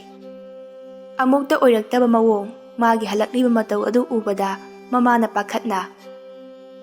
Haima icha thoiba kadawre kaino nakongna khuda tairiba isingsina. Haima kakphai chikpaga mata khanghaudrabra nangbo. Mamana adumna pakhatna haibadu tabada machanupisu imungdagi chenthoraklammi. Haima thoithoi kadawre nangde. Thoithoiba karimata khumde mangongi dari mapanda phamduna tumina adumak lei aduga tapna. Ima iche kona hairageda ai yuja thogige. Asi hairamlaga magi saisuduga prap chaikhre. Machiga mamagadu karinoma itau tawi haiduna khanduna leihori. No ngale ayuk ngantado kabok lei machanupa thoithoibana saba polang amadi thumok singdo hanagi matawgum kaithenda yonba chatnaba thaurang tawrami. Machanupina prap chenthoraklaga ima thoithoibase sansenba chatlaroi hai masa ngamdrabra hangasu kaisu tawdi hai phaklang lomda mamaido leisilaga adum laye. Hoida chatrasu kadorage ngasi nongmadi potharasano ichasu waramlani. Hoi chatabagi dubudi kaisu kaide adubu nahan khaiga mawong iman mangandemi amta hangu laoba nang se laoba. Ihe thaba chalamdai sida nang sidiko. Asumna mamado changlakle thoithoibagi manakta. Icha thoiba kadawragi nangbu nasa ngamdabro. Kadawragi imada sena hayuse. Thoithoiba phaklang lomna mamai adu laithoktuna leirambadu mamaidu mamada onsilaktuna nokfet tawna. Ima kaisu tawdida thumoka polangsingdo handakti isi sitaba mali yamna purunuda wanabani sitraga halakpada nungaite. Mamana noklaga is adugidamakdaro nangna nathwai nungaitribase angawbasidi phare pothahoro. Ima kaithen chalukhige nachin nokpa phajana leiminaramuko horen haingan mayam ama leiraktoini. Asumna mamado kaithen chakre. Machina chak thongma changkre mapaga mayama singadi labukta ꯂꯧꯍꯣꯟ ꯐꯣꯏꯕ ꯆꯠꯈ꯭ꯔꯦ꯫ ꯊꯣꯏꯊꯣꯏꯕ ꯃꯥꯒꯤ ꯐꯃꯨꯡꯗ ꯍꯤꯞꯅ ꯍꯤꯞꯅ ꯋꯥꯈꯜ ꯈꯜꯂꯤ꯫ ꯏꯃꯥ, ꯕꯥꯕꯥ, ꯏꯆꯦ, ꯏꯌꯥꯝꯕ, ꯑꯩꯒꯤ ꯍꯦꯛ ꯏ ꯃꯔꯤ ꯅꯠꯇꯦ ꯍꯥꯏꯔꯤꯕꯁꯤꯕꯨ, ꯑꯩꯕꯨ ꯑꯌꯣꯛꯄꯅꯤ, ꯑꯈꯨꯟꯕꯅꯤ ꯍꯥꯏꯔꯤꯕꯁꯤꯕꯨ ꯆꯨꯝꯂꯤꯕ꯭ꯔꯅꯦ? ꯑꯩ ꯊꯥꯖꯗꯦ, ꯑꯩ ꯊꯥꯖꯕ ꯉꯝꯗꯦ꯫ ꯂꯩꯅꯔꯤꯕ ꯊꯃꯣꯏꯒꯤ ꯑꯣꯏꯕ ꯃꯔꯤꯁꯤꯡ ꯑꯁꯤꯗꯤ ꯃꯤꯅꯝꯕ ꯑꯃꯠꯇ ꯅꯠꯇꯦ꯫ ꯑꯣ, ꯆꯨꯝꯂꯝꯕ ꯌꯥꯏ, ꯑꯩꯁꯦ ꯑꯌꯣꯛꯄꯅꯤ ꯍꯥꯏꯕꯁꯦ ꯑꯩ ꯅꯤꯡꯁꯤꯡꯂꯛꯂꯦ꯫ ꯑꯩꯅ ꯑꯉꯥꯡ ꯑꯣꯏꯔꯤꯉꯩ ꯂꯩꯀꯥꯏꯒꯤ ꯏꯃꯥꯟꯅꯕꯁꯤꯡ ꯈꯨꯟꯒꯤ ꯂꯝꯄꯥꯛꯇ ꯁꯥꯟꯅꯕ ꯆꯠꯄꯗ ꯃꯔꯛ ꯃꯔꯛ ꯈꯟꯅꯔꯛꯄꯗ ꯈꯨꯜꯂꯛꯄ ꯑꯉꯥꯡ ꯍꯥꯏꯗꯨꯅ ꯃꯔꯛ ꯃꯔꯛꯇ ꯍꯥꯏꯔꯛꯄꯗ ꯃꯗꯨꯗ ꯇꯥꯃꯣꯆꯧꯒ ꯇꯥꯇꯣꯟꯒꯅ ꯑꯩꯒꯤꯗꯃꯛ ꯃꯤꯆꯪ ꯆꯪꯗꯨꯅ ꯃꯤ ꯐꯨꯅꯈꯤꯕ ꯃꯌꯥꯝꯗꯣ, ꯄꯣꯛꯃꯤꯟꯅꯕꯁꯨ ꯅꯠꯇꯕ ꯁꯣꯏꯅꯥꯏꯕ ꯑꯩꯒꯤꯗꯃꯛ ꯃꯈꯣꯏꯅ ꯃꯤ ꯐꯨꯅꯈꯤꯕ ꯀꯌꯥꯅꯤ꯫ ꯃꯗꯨꯒꯨꯝꯕ ꯃꯌꯥꯝꯗꯣ ꯊꯣꯛꯇꯅꯕ ꯑꯩꯕꯨ ꯂꯝꯄꯥꯛꯇ ꯁꯥꯟꯅꯕ ꯊꯣꯛꯍꯟꯈꯤꯗꯕꯅꯤ꯫ ꯃꯤꯅꯨꯡꯁꯤꯅ ꯊꯜꯂꯕ ꯌꯨꯝ ꯑꯁꯤꯗ ꯁꯣꯏꯅꯥꯏꯕ ꯑꯩꯕꯨ ꯊꯝꯕꯤꯕ ꯃꯈꯣꯏ ꯃꯌꯥꯝꯒꯤ ꯃꯤꯅꯨꯡꯁꯤꯅ ꯑꯩꯒꯤ ꯆꯩꯁꯨ ꯑꯣꯏꯍꯟꯕꯤꯔꯤꯕ, ꯑꯩꯒꯤꯅꯦ ꯍꯥꯏꯕꯗ ꯑꯋꯥꯠꯄ ꯀꯔꯤꯝꯇ ꯂꯩꯍꯟꯗꯦ꯫ ꯏꯆꯦ, ꯏꯃꯥ, ꯕꯥꯕꯥ, ꯇꯥꯃꯣꯆꯧ, ꯇꯥꯇꯣꯟ, ꯃꯥꯅꯤ, ꯅꯈꯣꯏꯗꯤ ꯑꯩꯒꯤ ꯑꯁꯦꯡꯕ, ꯑꯩꯒꯤ ꯉꯥꯛꯇꯅꯦ꯫ ꯊꯣꯏꯊꯣꯏꯕ ꯃꯃꯤꯠꯇꯨ ꯄꯤꯅ ꯄꯨꯝꯆꯣꯠ ꯆꯣꯠꯂꯤ, ꯋꯥꯈꯜꯁꯨ ꯑꯗꯨꯃꯛ ꯈꯜꯂꯤ꯫ ꯃꯥꯂꯦꯝ ꯑꯁꯤꯗ ꯂꯩꯔꯤꯕ ꯁꯣꯏꯅꯥꯏꯕ ꯀꯅꯥꯕꯨ ꯑꯩꯒꯨꯝꯅ ꯂꯥꯏꯕꯛ ꯐꯔꯝꯒꯅꯤ? ꯑꯩꯒꯨꯝꯅ ꯃꯤꯅꯨꯡꯁꯤ ꯐꯪꯕ ꯀꯅꯥꯕꯨ ꯌꯥꯎꯔꯝꯒꯅꯤ? ꯃꯄꯥꯒ ꯃꯌꯥꯝꯕꯁꯤꯡꯒ ꯂꯧꯕꯨꯛꯇꯒꯤ ꯍꯜꯂꯛꯂꯦ꯫ ꯉꯁꯤꯗꯤ ꯉꯜꯂꯦ꯫ ꯏꯕꯦꯝꯃ, ꯏꯁꯤꯡ ꯆꯥꯏꯁꯦꯟ ꯑꯃꯠꯇ ꯄꯨꯊꯣꯔꯛꯎꯍꯦ꯫ ꯃꯧꯄꯥꯁꯤꯡ ꯑꯗꯨꯅꯁꯨ, ꯏꯆꯦ, ꯄꯤꯛꯊꯟꯅ ꯀꯜꯂꯨ, ꯏꯁꯤꯡ ꯌꯥꯝ ꯈꯧꯔꯥꯡꯉꯤ꯫ ꯊꯣꯏꯅꯨ ꯏꯁꯤꯡ ꯄꯨꯗꯨꯅ ꯄ꯭ꯔꯞ ꯄ꯭ꯔꯞ ꯊꯣꯛꯂꯛꯏ꯫ ꯕꯥꯕꯥ, ꯉꯁꯤꯗꯤ ꯉꯟꯅ ꯍꯜꯂꯛꯏꯅ? ꯉꯁꯤꯗꯤ ꯉꯜꯂꯤ꯫ ꯁꯦꯁꯦ, ꯂꯨꯗ ꯆꯪꯉꯝꯕ ꯉꯥ ꯃꯆꯥꯁꯤꯡꯅꯤ, ꯉꯥꯅꯝ ꯅꯝꯊꯣꯛꯎ꯫ ꯑꯦ, ꯌꯥꯝꯃꯤꯅꯦ, ꯐꯔꯦꯗ꯫ ꯊꯣꯏꯊꯣꯏꯕꯁꯨ ꯉꯁꯤꯗꯤ ꯁꯟ ꯁꯦꯟꯕ ꯆꯠꯇ꯭ꯔꯤ, ꯃꯥꯅꯁꯨ ꯌꯥꯝ ꯄꯥꯝꯖꯕꯅꯤ ꯉꯥꯅꯝꯁꯦ, ꯑꯩꯈꯣꯏ ꯃꯌꯥꯝ ꯄꯨꯂꯞ ꯆꯥꯃꯤꯟꯅꯕ ꯌꯥꯔꯅꯤ꯫ ꯍꯩ, ꯀꯩꯗꯧꯔꯦ, ꯃꯁꯥ ꯉꯝꯗ꯭ꯔꯕ꯭ꯔꯣ? ꯃꯌꯥꯝꯕ ꯑꯇꯣꯝꯕꯅ, ꯅꯣꯡ ꯐꯥꯗꯣꯛꯁꯨ ꯄꯣꯊꯥꯁꯅꯨ ꯀꯩꯅꯣ ꯄꯥꯕ? ꯏꯍꯦ, ꯑꯗꯨꯒꯤ ꯅꯠꯇꯦꯅꯦ, ꯁꯨꯝ ꯍꯪꯕꯅꯤꯗ꯫ ꯃꯃꯥꯁꯨ ꯉꯁꯤꯗꯤ ꯉꯟꯇꯥꯅ ꯍꯜꯂꯛꯏ꯫ ꯃꯆꯥꯅꯨꯄꯤꯅ, ꯍꯩꯃꯥ, ꯏꯃꯥ, ꯉꯁꯤꯗꯤ ꯅꯪꯁꯨ ꯉꯜꯂꯤꯅ? ꯑꯦ, ꯊꯨꯝꯃꯣꯛꯀ ꯄꯣꯂꯥꯡꯒ ꯂꯣꯏꯅ ꯌꯣꯟꯈ꯭ꯔꯕꯣ? ꯑꯝꯇ ꯍꯜꯂꯛꯇ꯭ꯔꯦꯅ? ꯉꯁꯤꯗꯤ ꯄꯣꯠꯁꯤꯠ ꯌꯥꯝ ꯐꯩꯌꯦ ꯏꯕꯦꯝꯃ꯫ ꯊꯨꯝꯃꯣꯛ ꯑꯗꯒꯤ ꯄꯣꯂꯥꯡꯁꯤꯡꯗꯣ ꯅꯤꯡꯊꯧꯒꯤ ꯂꯥꯟꯃꯤ ꯈꯔꯅ ꯄꯨꯂꯞ ꯂꯩꯈ꯭ꯔꯦ, ꯀꯣꯅꯨꯡꯗ ꯁꯤꯖꯤꯟꯅꯕꯒꯤꯅꯤ ꯍꯥꯏꯌꯦ꯫ ꯃꯃꯜꯁꯨ ꯐꯖꯅ ꯄꯤꯔꯝꯃꯤ꯫ ꯐꯔꯦ ꯐꯔꯦ, ꯏꯆꯥ ꯇꯣꯝꯕꯒꯤ ꯍꯥꯟꯅꯒꯤ ꯇꯨꯡꯁꯤꯟꯕꯗꯨꯗꯒꯤ ꯃꯁꯤꯒ ꯍꯥꯞꯆꯤꯜꯂꯕꯗꯤ ꯑꯁ ꯐꯅ ꯌꯥꯝꯗꯤ ꯌꯥꯝꯃꯅꯤꯍꯦ꯫ ꯃꯌꯥꯝ ꯂꯥꯡꯕ ꯑꯗꯨꯗ ꯊꯣꯏꯊꯣꯏꯕꯁꯨ ꯊꯣꯔꯛꯂꯦ, ꯃꯥꯒꯤ ꯅꯨꯡꯉꯥꯏꯇꯕ ꯄꯨꯝꯕ ꯂꯣꯠꯂꯒ ꯍꯔꯥꯎꯅ ꯅꯣꯛꯁꯤꯟꯅꯗꯨꯅ꯫ ꯏꯃꯥ, ꯉꯔꯥꯡꯗꯤ ꯑꯩ ꯃꯪ ꯌꯥꯝ ꯅꯨꯡꯉꯥꯏ, ꯑꯗꯨ ꯈꯪꯗꯅ ꯉꯁꯤꯗꯤ ꯃꯌꯥꯝ ꯄꯨꯂꯞ ꯍꯔꯥꯎꯕ ꯐꯣꯡꯗꯣꯛꯃꯤꯟꯅꯔꯒꯦ ꯈꯟꯗꯅ ꯁꯟ ꯁꯦꯝꯃꯒ ꯑꯝꯇ ꯆꯠꯇ꯭ꯔꯕꯅꯤ꯫ ꯃꯆꯦꯅ, ꯑꯉꯥꯡ ꯅꯪ ꯆꯩ ꯌꯥꯝ ꯂꯩ꯫ ꯑꯩꯅ ꯉꯁꯥꯏ ꯀꯧꯕꯗ ꯅꯪꯅ ꯅꯃꯥꯏꯀꯗꯣ ꯂꯩꯊꯣꯔꯛꯇ꯭ꯔꯤꯗꯣ ꯀꯩꯒꯤꯅꯣ? ꯊꯣꯏꯊꯣꯏꯕ ꯅꯣꯛꯂꯒ, ꯅꯁꯛꯇꯣ ꯊꯤꯃꯟꯕꯒꯤ꯫ ꯏꯁ, ꯍꯔꯦ, ꯉꯥꯅꯝ ꯄꯤꯖꯔꯣꯏꯅ ꯈꯪꯅꯤꯗꯅ꯫ ꯍꯣꯏ ꯍꯣꯏ, ꯄꯤꯖꯗꯕ ꯉꯝꯕ꯭ꯔꯥ ꯌꯦꯡꯒꯦ, ꯑꯩ ꯌꯥꯏꯉꯪ ꯃꯅꯥ ꯍꯦꯛꯎꯈꯤꯒꯦ꯫ ꯑꯁꯨꯝꯅ ꯃꯈꯣꯏ ꯍꯔꯥꯎ ꯍꯔꯥꯎ ꯆꯥꯛ ꯆꯥꯃꯤꯟꯅꯔꯝꯃꯤ꯫ ꯃꯄꯥꯅ, ꯍꯟꯗꯛꯇꯤ ꯑꯩꯈꯣꯏꯒꯤ ꯂꯧꯁꯦ ꯌꯥꯝ ꯐꯗꯧꯔꯤ, ꯃꯤꯒꯤꯗꯤ ꯂꯧꯍꯣꯟ ꯐꯣꯏꯗꯕꯁꯨ ꯌꯥꯎꯔꯤ, ꯑꯩꯈꯣꯏꯒꯤꯗꯤ ꯈꯔ ꯈꯨꯠꯇꯣꯜ ꯂꯥꯛꯑꯦ, ꯃꯆꯥꯕꯨ ꯌꯥꯝ ꯄꯣꯛꯇꯧꯔꯤ꯫ ꯃꯃꯥꯅ ꯑꯃꯨꯛ, ꯌꯥꯝ ꯍꯔꯥꯎꯈꯤꯅꯨ, ꯏꯁꯤꯡ ꯆꯥꯎꯕꯤꯗꯕ ꯍꯥꯏꯗꯅ ꯂꯥꯏ ꯇꯤꯟ ꯈꯨꯔꯨꯝꯁꯤ꯫ ꯌꯥꯏꯐꯕꯅ, ꯆꯨꯝꯃꯤꯅꯦ ꯑꯗꯨꯁꯨ, ꯋꯥꯅ ꯍꯣꯠꯅꯖꯔꯨꯔꯒ ꯏꯁꯤꯡ ꯆꯥꯎꯁꯤꯜꯂꯛꯑꯗꯤ ꯑꯁ꯫ ꯍꯩ, ꯐꯠꯇꯕ ꯋꯥꯁꯦ ꯌꯥꯝ ꯍꯥꯏꯅꯔꯣꯏꯁꯤ, ꯆꯤꯡꯅꯨꯡ ꯏꯟꯕ ꯑꯃ ꯂꯩꯕꯅꯤ꯫ ꯊꯣꯏꯊꯣꯏꯕꯅ, ꯕꯥꯕꯥ, ꯉꯥꯅꯝꯗꯣ ꯍꯥꯎꯕ꯭ꯔꯣ? ꯍꯥꯎꯏꯅ꯫ ꯃꯆꯦꯅ, ꯅꯕꯦꯝꯃꯅ ꯊꯣꯡꯕ ꯊꯥꯛꯄꯕꯨ ꯍꯥꯎꯇꯦꯕ꯭ꯔꯣ? ꯏꯁ, ꯅꯠꯇꯦ, ꯕꯥꯕꯥ, ꯍꯥꯎꯔꯤꯁꯤꯒꯤ ꯑꯁꯦꯡꯕ ꯃꯔꯝꯗꯣ Amta takpiyune ꯑꯩꯈꯣꯏ ꯆꯦꯗ. ꯍꯩꯁ, ꯑꯔꯨꯕ ꯋꯥꯍꯪꯅꯤꯅꯦ ꯑꯗꯨꯗꯤ. ꯈꯟꯈꯤꯒꯦ. ꯑꯁ, ꯑꯩ ꯈꯪꯗ꯭ꯔꯦꯕꯨ. ꯊꯣꯏꯊꯣꯏꯕꯅ ꯑꯩ ꯍꯥꯏꯕꯤꯔꯛꯎꯔꯥ? ꯍꯥꯏꯔꯣ. ꯑꯗꯨꯕꯨꯔꯣ, ꯌꯥꯏꯉꯪꯂꯥꯗꯣ ꯑꯩꯅ ꯍꯦꯛꯄꯒꯤ. ꯃꯌꯥꯝꯗꯨ ꯋꯥ ꯂꯥꯎꯅ ꯅꯣꯛꯏ. ꯃꯌꯥꯝꯕ ꯑꯇꯣꯝꯕꯅ ꯅꯣꯛꯂꯒ ꯌꯥꯝ ꯆꯨꯝꯃꯤ. ꯉꯥꯅꯝꯁꯦ ꯂꯐꯨ ꯃꯅꯥꯗ ꯂꯥꯗ ꯇꯧꯔꯗꯤ ꯃꯅꯝ ꯌꯥꯎꯗꯕꯅꯤꯅ ꯃꯍꯥꯎ ꯋꯥꯠꯀꯅꯤ. ꯌꯥꯏꯉꯪꯂꯥ ꯑꯣꯏꯕꯒꯤ ꯃꯍꯥꯎꯁꯨ ꯂꯩꯔꯤꯕꯅꯤ. ꯃꯆꯦꯅ ꯍꯣꯏꯗ ꯃꯅꯥ ꯂꯧꯕ ꯍꯩꯔꯒ ꯂꯣꯏꯔꯦ. ꯆꯥꯛ ꯇꯣꯛꯄ ꯉꯥꯏꯍꯥꯛ ꯂꯩꯔꯒ ꯊꯣꯡꯒꯥꯜꯂꯣꯝꯗ ꯅꯨꯄꯥ ꯈꯔ ꯆꯪꯂꯛꯏ. ꯀꯅꯥꯅꯣ ꯍꯥꯏꯗꯨꯅ ꯌꯦꯡꯅꯔꯤꯉꯩ ꯅꯨꯄꯥꯁꯤꯡ ꯑꯗꯨ ꯅꯤꯡꯊꯧꯒꯤ ꯁꯒꯣꯜ ꯇꯣꯡꯕ ꯃꯅꯥꯏꯁꯤꯡ ꯑꯣꯏꯔꯝꯃꯤ. ꯁꯨꯃꯥꯡ ꯃꯇꯣꯟꯗ ꯂꯦꯞꯂꯒ ꯌꯨꯝꯁꯤꯕꯨ ꯊꯨꯝꯃꯣꯛ ꯁꯥꯕ, ꯄꯣꯂꯥꯡ ꯁꯥꯕ ꯊꯣꯏꯊꯣꯏꯕ ꯍꯣꯏꯒꯤ ꯌꯨꯝ ꯑꯣꯏꯕꯤꯔꯕ꯭ꯔꯥ? ꯇꯟꯖꯥꯗꯨꯗ ꯀꯕꯣꯛꯂꯩꯁꯨ ꯏꯃꯨꯡꯗꯒꯤ ꯄ꯭ꯔꯞ ꯊꯣꯔꯛꯂꯝꯃꯤ. ꯀꯕꯣꯛꯂꯩ ꯎꯕꯗ ꯅꯤꯡꯊꯧ ꯃꯅꯥꯏꯁꯤꯡ ꯑꯗꯨꯁꯨ ꯋꯥꯈꯜ ꯍꯥꯏꯐꯦꯠ ꯇꯥꯔꯝꯃꯤ. ꯍꯥꯏꯔꯛꯏ. ꯑꯣ, ꯏꯇꯩꯃꯁꯨ ꯂꯩꯕꯤꯔꯝꯃꯤ. ꯑꯗꯨꯗꯤ ꯌꯨꯝꯁꯦ ꯆꯨꯝꯂꯦꯗꯅ. ꯀꯕꯣꯛꯂꯩꯅ ꯀꯔꯤ ꯇꯥꯛꯄꯤꯒꯗꯕꯅꯣ ꯏꯆꯥꯅꯨꯄꯥꯕꯨ ꯍꯪꯕꯤꯕꯕꯣ?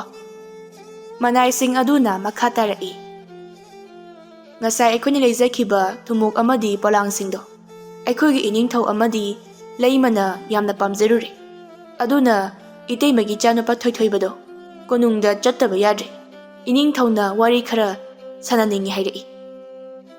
ꯑꯁꯨꯝꯅ ꯍꯥꯏꯔꯛꯄ ꯑꯗꯨꯗ ꯀꯔꯤꯗꯤ ꯎꯄꯥꯏ ꯂꯩ, ꯅꯤꯡꯊꯧꯒꯤ ꯌꯥꯊꯪꯅꯤ. ꯌꯨꯝꯒꯤ ꯃꯤꯁꯤꯡꯗꯤ ꯄꯥꯈꯠꯄ ꯑꯃꯗꯨꯝ ꯐꯥꯎꯔꯤ. ꯅꯤꯡꯊꯧ ꯃꯅꯥꯏ ꯑꯃꯅ ꯍꯥꯏꯔꯛꯏ. ꯇꯥꯗ, ꯀꯔꯤꯁꯨ ꯆꯤꯡꯅꯕꯤꯒꯅꯨ. ꯏꯆꯥꯅꯨꯄꯥꯒꯤ ꯈꯨꯠ ꯍꯩꯕꯒꯤ ꯍꯩꯁꯤꯡꯕꯁꯤ ꯎꯕꯗ ꯏꯅꯤꯡꯊꯧꯅ ꯌꯥꯝꯅ ꯈꯣꯏꯗꯥꯔꯨꯔꯦ. ꯃꯗꯨꯗ ꯏꯅꯤꯡꯊꯧꯅ ꯑꯃꯗꯤ ꯂꯩꯃꯅ ꯑꯄꯥꯝꯕ ꯃꯑꯣꯡꯗ ꯀꯔꯤꯒꯨꯝꯕ ꯈꯔ ꯁꯥꯅꯤꯡꯉꯤ ꯍꯥꯏ. ꯃꯗꯨꯒꯤ ꯃꯔꯝꯗ ꯋꯥꯔꯤ ꯁꯥꯟꯅꯅꯤꯡꯉꯤ, ꯁꯛꯁꯨ ꯈꯪꯅꯤꯡꯉꯤ ꯍꯥꯏ. ꯃꯗꯨꯒꯤꯗꯃꯛꯅꯤ ꯑꯩꯈꯣꯏꯅ ꯃꯥꯕꯨ ꯂꯧꯕ ꯂꯥꯛꯆꯔꯤꯕꯁꯦ. ꯑꯁꯨꯝꯅ ꯋꯥꯔꯤ ꯋꯥꯇꯥꯏ ꯐꯖꯅ ꯁꯥꯟꯅꯔꯕ ꯃꯇꯨꯡ ꯊꯣꯏꯊꯣꯏꯕꯗꯨ ꯅꯤꯡꯊꯧ ꯀꯣꯅꯨꯡꯗ ꯆꯠꯈ꯭ꯔꯦ. ꯅꯤꯡꯊꯧ ꯃꯅꯥꯏꯁꯤꯡ ꯑꯗꯨꯅ ꯄꯨꯗꯨꯅ ꯃꯌꯨꯝꯒꯤ ꯂꯩꯍꯧꯔꯤꯕ ꯃꯤꯑꯣꯏꯁꯤꯡ ꯑꯗꯨ ꯀꯔꯤꯅꯣ ꯍꯔꯥꯎꯐꯝ ꯑꯃ ꯏꯈꯪ ꯈꯪꯗꯦ. ꯃꯄꯥꯅ ꯍꯩ, ꯍꯔꯥꯎꯒꯤꯗꯤ ꯍꯥꯏꯗ꯭ꯔꯗꯨꯅ ꯀꯔꯤꯅꯣ ꯅꯣꯏꯕꯨ? ꯌꯦꯡꯉꯨ, ꯏꯆꯥ ꯊꯣꯏꯕꯒꯤ ꯈꯨꯠ ꯍꯩꯕꯒꯤ ꯍꯩꯁꯤꯡꯕꯗꯨ ꯎꯕꯗ ꯅꯤꯡꯊꯧꯒꯤ ꯀꯣꯅꯨꯡꯗ ꯂꯩꯕꯥꯛꯀꯤ ꯅꯤꯡꯊꯧꯅ ꯀꯧꯔꯛꯄ ꯍꯥꯏꯕꯁꯦ ꯆꯥꯎꯊꯣꯛꯆꯅꯤꯡꯉꯥꯏꯅꯤꯅꯦ. ꯃꯃꯥꯅ ꯍꯣꯏ, ꯑꯗꯨꯕꯨꯗꯤ ꯆꯨꯝꯃꯤ. ꯑꯗꯨꯕꯨ ꯏꯆꯥ ꯊꯣꯏꯊꯣꯏꯕꯅ ꯌꯨꯝꯗ ꯍꯜꯂꯛꯇ꯭ꯔꯤ ꯐꯥꯎꯕꯗꯤ ꯄꯨꯛꯅꯤꯡ ꯑꯁꯦ ꯏꯅꯨꯡ ꯅꯨꯡꯉꯥꯏꯔꯣꯏꯗꯧꯔꯤꯗ. ꯑꯁꯣꯝꯗ ꯅꯤꯡꯊꯧ ꯀꯣꯅꯨꯡꯗ ꯅꯤꯡꯊꯧ ꯑꯃꯗꯤ ꯂꯩꯃ ꯋꯥꯔꯤ ꯁꯥꯟꯅꯔꯝꯃꯤ. ꯅꯤꯡꯊꯧꯅ ꯌꯦꯡꯉꯨꯅꯦ, ꯀꯌꯥꯗ ꯃꯈꯨꯠ ꯅꯥꯟꯅ ꯁꯥꯔꯤꯕꯅꯣ. ꯌꯥꯝ ꯆꯦꯛꯁꯤꯟꯅ ꯍꯣꯠꯅꯩ, ꯀꯟꯒꯗꯕꯁꯨ ꯃꯥꯜꯂꯤ. ꯑꯗꯣ ꯀꯣꯅꯨꯡꯗ ꯊꯝꯂꯒ ꯈꯨꯠ ꯍꯩꯕ ꯃꯀꯣꯛ ꯑꯣꯏꯅ ꯊꯝꯂꯕꯗꯤ ꯌꯥꯝꯅ ꯀꯥꯟꯅꯒꯗ꯭ꯔꯥ ꯈꯜꯂꯤ. ꯑꯇꯣꯞꯄ ꯂꯩꯕꯥꯛꯁꯤꯡꯒꯤ ꯃꯃꯥꯡꯗ ꯑꯩꯈꯣꯏꯒꯤ ꯂꯩꯕꯥꯛ ꯑꯁꯤꯒꯤ ꯌꯥꯝ ꯆꯥꯎꯕ ꯃꯥꯏ ꯑꯣꯏꯒꯅꯤ ꯈꯜꯂꯤ ꯑꯩꯗꯤ. ꯃꯗꯨ ꯌꯥꯏ. ꯑꯁ, ꯂꯥꯛꯇꯦꯗ. ꯂꯧꯕ ꯆꯠꯈꯤꯕꯁꯤꯡ ꯑꯗꯨꯁꯨ ꯑꯣꯟꯊꯣꯛꯅ ꯀꯨꯏꯈ꯭ꯔꯦꯍꯦ. ꯑꯩꯅꯗꯤ ꯁꯣꯝꯗ ꯀꯔꯤꯒꯤꯅꯣ ꯈꯪꯗꯦ ꯁꯠ ꯋꯥꯔꯤ ꯋꯥꯇꯥꯏ ꯁꯥꯟꯅꯅꯤꯡꯂꯤꯕ. ꯍꯩꯃ, ꯀꯨꯏꯗ꯭ꯔꯤꯌꯦ ꯃꯈꯣꯏꯅ ꯆꯠꯈ꯭ꯔꯤꯕꯗꯣ. ꯑꯗꯨꯝ ꯂꯥꯛꯆꯅꯤꯗ. ꯍꯥꯏꯅꯔꯤꯉꯩ ꯇꯟꯖꯥ ꯑꯗꯨꯗ ꯅꯤꯡꯊꯧꯒꯤ ꯃꯅꯥꯏꯁꯤꯡ ꯑꯗꯨꯅ ꯊꯣꯏꯊꯣꯏꯕꯕꯨ ꯄꯨꯔꯗꯨꯅ ꯂꯥꯛꯃꯤꯟꯅꯔꯦ. ꯃꯈꯣꯏ ꯄꯨꯂꯞ ꯅꯤꯡꯊꯧꯗ ꯈꯨꯏꯔꯝꯃꯤ. ꯊꯣꯏꯊꯣꯏꯕ ꯎꯕꯗ ꯂꯩꯃꯗꯤ ꯀꯔꯤꯒꯤꯅꯣ ꯈꯪꯗꯅ ꯌꯥꯝꯅ ꯅꯨꯡꯁꯤꯕ ꯑꯃ ꯄꯣꯛꯂꯝꯃꯤ. ꯅꯤꯡꯊꯧꯁꯨ ꯑꯗꯨ ꯃꯉꯥꯏ. ꯈꯪꯍꯧꯗꯅ ꯅꯤꯡꯊꯧꯒꯤ ꯃꯆꯤꯟꯗꯒꯤ ꯍꯥꯏꯗꯣꯛꯈꯤ.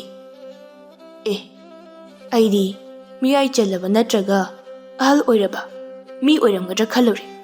ꯑꯗꯨꯒꯗꯤ ꯑꯁꯨꯛ ꯆꯍꯤ ꯅꯧꯔꯤꯕ ꯑꯉꯥꯡ ꯑꯁꯤꯅ ꯑꯁꯨꯛ ꯌꯥꯝꯅ ꯃꯈꯨꯠ ꯍꯩꯕꯁꯤꯗꯤ ꯉꯛꯈ꯭ꯔꯦꯗ.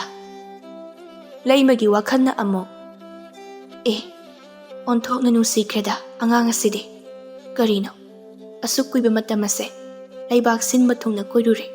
ꯃꯁꯛ ꯐꯖꯕ, ꯑꯊꯤꯕ, ꯃꯁꯛ ꯅꯨꯡꯁꯤꯕ ꯀꯌꯥ ꯑꯃꯁꯨ ꯊꯦꯡꯅꯔꯦ. ꯀꯔꯤꯒꯤꯅꯣ ꯏꯆꯥꯒꯨꯝꯂꯕ ꯑꯉꯥꯡ ꯑꯁꯤꯕꯨ ꯑꯁꯨꯛ ꯌꯥꯝꯅ ꯅꯨꯡꯁꯤꯔꯤꯕꯁꯤꯕꯣ? ꯃꯌꯥꯝꯗꯨ ꯉꯥꯏꯍꯥꯛꯇꯤ ꯇꯨꯃꯤꯟ ꯂꯩꯅꯔꯝꯃꯤ. ꯑꯆꯤꯛꯄꯗꯨ ꯊꯨꯒꯥꯏꯔꯗꯨꯅ ꯅꯤꯡꯊꯧꯅ ꯍꯥꯏꯔꯛꯏ. ꯐꯝꯃꯨ. ꯅꯪꯒꯤ ꯃꯤꯡꯗꯨꯕꯨ ꯊꯣꯏꯊꯣꯏꯕ ꯍꯥꯏꯕ? ꯍꯣꯏ ꯏꯅꯤꯡꯊꯧ. ꯅꯪꯗꯤ ꯑꯣꯟꯊꯣꯛꯅꯕꯨ ꯍꯩꯈ꯭ꯔꯦꯗ. ꯐꯩ, ꯌꯥꯝ ꯐꯩ. ꯑꯗꯣ ꯅꯪ ꯑꯩꯒꯤ ꯀꯣꯅꯨꯡꯁꯤꯒꯤ ꯂꯩꯇꯦꯡ ꯑꯣꯏꯅꯕ ꯄꯣꯠꯊꯣꯛ ꯈꯔ ꯅꯪꯅ ꯁꯥꯗꯕ ꯌꯥꯗ꯭ꯔꯦ꯫ ꯏꯍꯦ, ꯅꯣꯏ ꯀꯅꯥ ꯀꯅꯥ ꯂꯩ? ꯑꯉꯥꯡ ꯑꯁꯤꯒꯤ ꯆꯥꯅ ꯊꯛꯅꯕ ꯈꯔ ꯁꯤꯟꯕꯤꯌꯨ꯫ ꯂꯩꯃꯅ: ꯍꯣꯏ ꯍꯣꯏ, ꯑꯩ ꯏꯆꯥꯒꯤ ꯆꯥꯅꯕ ꯀꯔꯤꯅꯣ ꯁꯦꯝꯃꯨꯈꯤꯒꯦ, ꯑꯩ ꯑꯣꯏꯅ ꯍꯦꯛꯇ ꯁꯦꯝꯕꯤꯔꯨꯈꯤꯒꯦ꯫ ꯊꯣꯏꯊꯣꯏꯕꯗꯨ ꯅꯤꯡꯊꯧꯅ ꯉꯥꯡꯕ ꯋꯥꯁꯤꯡ ꯑꯗꯨ ꯇꯥꯕꯗ ꯌꯥꯝꯅ ꯃꯤ ꯎꯁꯤꯠꯇꯕ ꯃꯥꯟꯕ ꯋꯥꯍꯩ ꯉꯥꯛꯇ ꯑꯣꯏꯅ ꯇꯧꯏ ꯈꯜꯂꯤ꯫ ꯀꯔꯤꯅꯣ ꯅꯤꯡꯊꯧꯁꯤꯒꯤ ꯋꯥꯉꯥꯡ ꯑꯁꯤꯕꯣ? ꯌꯥꯝꯅ ꯁꯛ ꯅꯨꯡꯁꯤꯗ꯭ꯔꯤꯕꯁꯤꯕꯣ? ꯑꯗꯨꯒ ꯃꯥꯒꯤ ꯅꯨꯄꯤ ꯂꯩꯃꯁꯤꯗꯤ ꯏꯃꯥꯒꯨꯝꯅ ꯌꯥꯝꯅ ꯅꯨꯡꯁꯤ ꯇꯁꯦꯡꯅ꯫ ꯅꯤꯡꯊꯧ ꯑꯁꯤꯕꯨ ꯇꯁꯦꯡꯅ ꯑꯩꯒꯤ ꯏꯄꯥ ꯑꯣꯏꯕ ꯖꯥꯠꯂꯅꯦ? ꯀꯔꯤꯒꯤꯅꯣ ꯇꯥꯏꯕꯪꯁꯤꯕ ꯃꯄꯨ ꯑꯩꯕꯨ ꯃꯈꯣꯏꯒ ꯊꯦꯡꯅꯍꯜꯂꯤꯕꯁꯤ ꯀꯔꯤꯒꯤꯅꯣ? ꯅꯤꯡꯊꯧꯅ ꯑꯃꯨꯛ ꯃꯈꯥ ꯇꯥꯔꯛꯏ: ꯅꯨꯄꯥ ꯃꯆꯥ, ꯅꯪ ꯍꯌꯦꯡꯗꯒꯤꯗꯤ ꯀꯣꯅꯨꯡꯗ ꯂꯥꯛꯎ꯫ ꯅꯪꯒꯤ ꯈꯨꯠ ꯍꯩꯕꯒꯤ ꯃꯍꯩ ꯑꯁꯦ ꯑꯗꯨꯛꯀꯤ ꯃꯇꯤꯛ ꯃꯒꯨꯟ ꯂꯩꯈ꯭ꯔꯦ꯫ ꯀꯣꯅꯨꯡꯒꯤ ꯈꯨꯠ ꯍꯩꯕ ꯃꯀꯣꯛ ꯑꯣꯏꯅ ꯊꯧ ꯄꯨꯔꯔꯣ ꯍꯌꯦꯡꯗꯒꯤꯗꯤ꯫ ꯇꯟꯖꯥ ꯑꯗꯨꯗ ꯂꯩꯃ ꯑꯗꯨꯅ ꯑꯆꯥ ꯑꯊꯛ ꯃꯌꯥꯝ ꯑꯃ ꯄꯨꯗꯨꯅ ꯂꯥꯛꯂꯒ ꯍꯥꯏꯔꯛꯏ: ꯍꯩꯃ, ꯏꯆꯥꯁꯦ ꯀꯃꯥꯏꯅ ꯂꯥꯛꯇꯣꯏꯅꯣ? ꯆꯠꯄꯁꯨ ꯐꯖꯅ ꯉꯝꯕꯁꯨ ꯅꯠꯇꯦ꯫ ꯑꯩꯈꯣꯏꯅ ꯁꯣꯝꯗꯒꯤ ꯁꯒꯣꯜ ꯊꯧꯕ ꯍꯩꯕ ꯑꯃ ꯊꯥꯔꯒ ꯂꯧꯍꯟꯗ꯭ꯔꯕꯗꯤ ꯌꯥꯔꯣꯏꯌꯦ꯫ ꯏꯍꯦ, ꯍꯣꯏꯅꯦꯍꯦ, ꯆꯨꯝꯃꯤꯅꯦꯍꯦ, ꯑꯗꯨꯁꯨ ꯑꯩꯗꯤ ꯋꯥꯈꯜ ꯑꯣꯏꯔꯨꯗ꯭ꯔꯦ꯫ ꯐꯔꯦ ꯐꯔꯦ, ꯍꯌꯦꯡ ꯑꯌꯨꯛꯇꯒꯤ ꯊꯥꯔꯛꯂꯒꯦ, ꯑꯗꯨꯒ ꯄꯨꯟꯅ ꯂꯥꯛꯃꯤꯟꯅꯔꯣ꯫ ꯍꯣꯏꯅꯦ, ꯑꯗꯨꯃꯥꯏꯅ ꯁꯤꯟꯕꯤꯔꯁꯤ꯫ ꯏꯕꯨꯡꯉꯣ, ꯁꯦ ꯍꯥꯎꯕ꯭ꯔꯥ ꯍꯥꯎꯇꯕ꯭ꯔꯥ ꯈꯪꯗꯦ, ꯁꯦ ꯆꯥꯎ, ꯍꯣꯔꯦꯟ ꯅꯨꯃꯤꯗꯥꯡꯗꯤ ꯃꯌꯥꯝ ꯄꯨꯂꯞ ꯆꯥꯛꯂꯦꯟ ꯑꯃ ꯆꯥꯔꯒ ꯆꯠꯂꯣꯀꯣ, ꯊꯤꯜꯍꯟꯒꯦ꯫ ꯊꯣꯏꯊꯣꯏꯕꯅ ꯈꯜꯂꯤ: ꯅꯪꯕꯨ ꯑꯩꯒꯤ ꯏꯃꯥ? ꯑꯣ, ꯅꯨꯡꯁꯤꯗ ꯏꯃꯥ, ꯑꯩꯅ ꯈꯜꯂꯤꯕ ꯋꯥꯈꯜ ꯑꯁꯤꯕꯨ ꯆꯨꯝꯂꯤꯕ꯭ꯔꯥ? ꯅꯠꯇꯦ, ꯑꯩꯒꯤ ꯂꯥꯜꯂꯦ꯫ ꯃꯍꯥꯛꯇꯤ ꯂꯩꯕꯥꯛ ꯅꯤꯡꯊꯧꯒꯤ ꯂꯩꯃꯅꯤ, ꯑꯩꯒꯤ ꯏꯃꯥ ꯅꯠꯇꯦ꯫ ꯑꯗꯨꯒ ꯑꯩꯅ ꯑꯊꯥꯞꯄ ꯈꯨꯡꯒꯪꯗꯒꯤ ꯁꯣꯏꯅꯥꯏꯕ ꯃꯤꯁꯛ ꯑꯃꯅꯤ꯫ ꯇꯟꯖꯥ ꯑꯗꯨꯗ ꯇꯥꯏꯕꯪꯉꯥꯟꯕ ꯄ꯭ꯔꯞ ꯄ꯭ꯔꯞ ꯆꯦꯟꯁꯤꯜꯂꯛꯂꯒ ꯃꯃꯥꯗ ꯀꯔꯤꯅꯣꯃ ꯃꯨꯔꯨꯝ ꯃꯨꯔꯨꯝ ꯁꯣꯜꯂꯤ꯫ ꯇꯥꯏꯕꯪꯉꯥꯟꯕꯅ: ꯏꯃꯥ, ꯏꯃꯧ, ꯂꯨ ꯃꯆꯥ ꯑꯃꯒ ꯇꯥꯏꯖꯦꯞ ꯃꯆꯥ ꯑꯃꯒ ꯑꯩꯒꯤ ꯀꯥꯗ ꯊꯝꯅꯕ ꯍꯧꯖꯤꯛ ꯁꯥꯍꯟꯕꯤꯌꯨꯕ꯫ ꯃꯃꯥꯅ ꯇꯞꯅ: ꯍꯦ, ꯌꯥꯗꯦ, ꯍꯌꯦꯡꯗꯒꯤ ꯀꯣꯅꯨꯡ ꯀꯥꯔꯗꯕꯅꯤ, ꯍꯌꯦꯡ ꯁꯥꯍꯜꯂꯁꯤ꯫ ꯑꯁ ꯏꯃꯥ, ꯑꯩ ꯍꯌꯦꯡ ꯉꯥꯏꯕ ꯉꯝꯃꯣꯏ, ꯍꯧꯖꯤꯛ ꯁꯥꯍꯟꯁꯦꯕ꯫ ꯂꯝ ꯌꯥꯝ ꯍꯦꯟꯒꯅꯨꯀꯣ ꯅꯪ, ꯃꯤ ꯋꯥꯔꯝꯒꯅꯤ, ꯍꯧꯖꯤꯛꯇ ꯂꯥꯛꯄꯗ ꯉꯥꯏꯔꯤ꯫ ꯍꯌꯦꯡ ꯒ꯭ꯌꯥꯟ ꯇꯥꯅ ꯁꯥꯍꯟꯁꯦꯕ, ꯐꯨꯔꯛꯀꯅꯤꯀꯣ ꯅꯪ꯫ ꯇꯥꯏꯕꯪꯉꯥꯟꯕꯗꯨ ꯇꯨꯃꯤꯟꯅ ꯂꯩꯈ꯭ꯔꯦ, ꯁꯨꯛꯊꯈ꯭ꯔꯦ, ꯄꯦꯔꯤ ꯄꯦꯔꯤ ꯂꯩꯔꯤ, ꯃꯅꯤꯡ ꯊꯨꯡꯗꯕꯒꯤ꯫ ꯑꯣꯏꯔꯤꯕ ꯃꯑꯣꯡ ꯑꯗꯨꯗ ꯊꯣꯏꯊꯣꯏꯕꯅ ꯅꯣꯛꯐꯦꯠ ꯇꯧꯅ ꯍꯥꯏꯔꯛꯏ, ꯇꯥꯏꯕꯪꯉꯥꯟꯕꯗ ꯌꯦꯡꯂꯒ: ꯀꯔꯝꯕ ꯃꯑꯣꯡꯗ ꯁꯥꯅꯤꯡꯕꯅꯣ ꯃꯖꯥ ꯏꯕꯨꯡꯉꯣ? ꯑꯄꯥꯝꯕ ꯃꯑꯣꯡꯗꯣ ꯍꯥꯏꯕꯤꯌꯨ, ꯅꯅꯥꯏ ꯍꯩꯒꯗ꯭ꯔꯥ ꯌꯦꯡꯖꯒꯦ꯫ ꯂꯩꯃꯅ: ꯑꯦ, ꯀꯔꯤꯒꯤ ꯃꯖꯥ ꯏꯕꯨꯡꯉꯣꯅꯣ? ꯇꯥꯏꯕꯪꯉꯥꯟꯕ ꯀꯧꯏ, ꯃꯥꯒꯤ ꯃꯃꯤꯡ, ꯅꯅꯥꯎꯒꯨꯝꯕꯅꯤ, ꯑꯩꯕꯨꯁꯨ ꯏꯃꯥ ꯑꯗꯨꯝ ꯀꯧ꯫ ꯇꯥꯏꯕꯪꯉꯥꯟꯕ ꯍꯔꯥꯎꯅ ꯃꯥꯒꯤ ꯑꯄꯥꯝꯕ ꯃꯑꯣꯡ ꯑꯗꯨ ꯍꯥꯏꯔꯦ ꯊꯣꯏꯊꯣꯏꯕꯗ꯫ ꯂꯩꯃꯅ ꯊꯣꯏꯊꯣꯏꯕꯗ: ꯏꯆꯥ ꯋꯥꯒꯅꯤ, ꯍꯌꯦꯡ ꯁꯥꯔꯁꯦ ꯍꯥꯏꯕꯁꯨ ꯌꯥꯗꯦ, ꯃꯁꯤ ꯑꯉꯥꯡꯁꯤꯅ꯫ ꯊꯣꯏꯊꯣꯏꯕꯅ: ꯋꯥꯗꯦꯗ ꯏꯃꯥ, ꯑꯩꯒꯤ ꯄꯣꯊꯥꯐꯝꯅꯤ ꯃꯁꯤꯒꯨꯝꯕ ꯁꯥꯕꯁꯦ꯫ ꯑꯩꯅ ꯋꯥꯔꯛꯂꯕ ꯃꯇꯝꯗ ꯊꯨꯝꯃꯣꯛ ꯄꯣꯂꯥꯡ ꯁꯥꯗꯨꯅ ꯄꯣꯊꯥꯖꯩ꯫ ꯑꯁꯨꯝꯅ ꯁꯥꯕꯗ ꯆꯪꯒꯗꯕ ꯃꯄꯣꯠ ꯃꯆꯩ ꯄꯨꯝꯕ ꯄꯤꯔꯗꯨꯅ ꯁꯥꯕ ꯍꯧꯔꯦ꯫ ꯉꯥꯏꯍꯥꯛꯀꯤ ꯃꯅꯨꯡꯗ ꯄ꯭ꯔꯞ ꯄ꯭ꯔꯞ ꯁꯥꯔꯦ, ꯑꯄꯤꯛꯄꯒ ꯑꯣꯏꯔꯦ, ꯑꯃꯗꯤ ꯁꯥꯕꯕꯨ ꯂꯣꯏꯔꯦ꯫ ꯊꯣꯏꯊꯣꯏꯕꯅ ꯇꯥꯏꯕꯪꯉꯥꯟꯕꯗ: ꯁꯦ ꯃꯖꯥ ꯏꯕꯨꯡꯉꯣ, ꯄꯥꯝꯕ꯭ꯔꯥ ꯌꯦꯡꯕꯤꯌꯨ, ꯑꯄꯥꯝꯕ ꯃꯑꯣꯡ ꯑꯣꯏꯕ꯭ꯔꯥ ꯑꯣꯏꯗꯕ꯭ꯔꯥ ꯌꯦꯡꯕꯤꯌꯨ꯫ ꯇꯥꯏꯕꯪꯉꯥꯟꯕ ꯍꯔꯥꯎꯅ ꯂꯧꯔꯒ: ꯌꯥꯝ ꯄꯥꯝꯃꯦ, ꯌꯥꯝ ꯍꯩꯌꯦ, ꯉꯁꯥꯏ ꯑꯩꯈꯣꯏ ꯃꯥꯅ ꯃꯖꯥ ꯏꯕꯨꯡꯉꯣ ꯀꯧꯒꯅꯨ ꯍꯥꯏꯈ꯭ꯔꯤꯗꯨꯗꯤ꯫ ꯑꯩꯒꯤꯗꯤ ꯏꯌꯥꯝꯕ ꯂꯩꯇꯦ, ꯑꯇꯣꯞꯄ ꯂꯩꯕꯥꯛꯀꯤ ꯅꯤꯡꯊꯧ ꯃꯆꯥꯁꯤꯡꯗꯤ ꯃꯌꯥꯝꯕ, ꯃꯅꯥꯎꯅꯤꯄꯥ, ꯃꯆꯦ ꯃꯆꯟ ꯃꯌꯥꯝ ꯂꯩ, ꯃꯖꯥ ꯏꯕꯨꯡꯉꯣ ꯀꯧꯔꯛꯀꯅꯨ, ꯇꯥꯆꯧ꯫ ꯊꯣꯏꯊꯣꯏꯕ ꯉꯥꯏꯍꯥꯛ ꯇꯨꯃꯤꯟꯅ ꯂꯩꯔꯒ ꯍꯥꯏꯔꯛꯏ: ꯍꯣꯏ ꯍꯣꯏ꯫ ꯇꯥꯏꯕꯪꯉꯥꯟꯕꯅ: ꯑꯩꯁꯨ ꯍꯌꯦꯡꯗꯒꯤꯗꯤ ꯏꯌꯥꯝꯕꯒꯤꯗ ꯁꯨꯃꯥꯏꯅ ꯄꯣꯂꯥꯡ ꯁꯥꯕꯁꯦ ꯇꯝꯒꯦꯀꯣ, ꯑꯩꯁꯨ ꯌꯥꯝ ꯍꯩꯅꯤꯡꯉꯤ꯫ ꯑꯁꯣꯝꯗ ꯅꯨꯃꯤꯗꯥꯡ ꯋꯥꯏꯔꯝ ꯑꯗꯨ ꯀꯕꯣꯛꯂꯩ ꯑꯃꯁꯨꯡ ꯌꯥꯏꯃ ꯃꯇꯩ ꯃꯅꯥꯎ ꯍꯣꯏꯒꯤ ꯃꯌꯨꯝꯗ ꯂꯩꯀꯥꯏꯒꯤ ꯑꯍꯜ ꯈꯔ ꯑꯃꯁꯨꯡ ꯅꯨꯄꯤ ꯑꯉꯥꯡ ꯅꯍꯥ ꯈꯔ ꯂꯥꯛꯂꯒ ꯋꯥꯔꯤ ꯁꯥꯔꯝꯃꯤ꯫ ꯊꯣꯏꯊꯣꯏꯕꯗꯣ ꯀꯣꯅꯨꯡꯗ ꯄꯨꯈ꯭ꯔꯦ ꯍꯥꯏꯔꯤꯕꯁꯤꯕꯨ?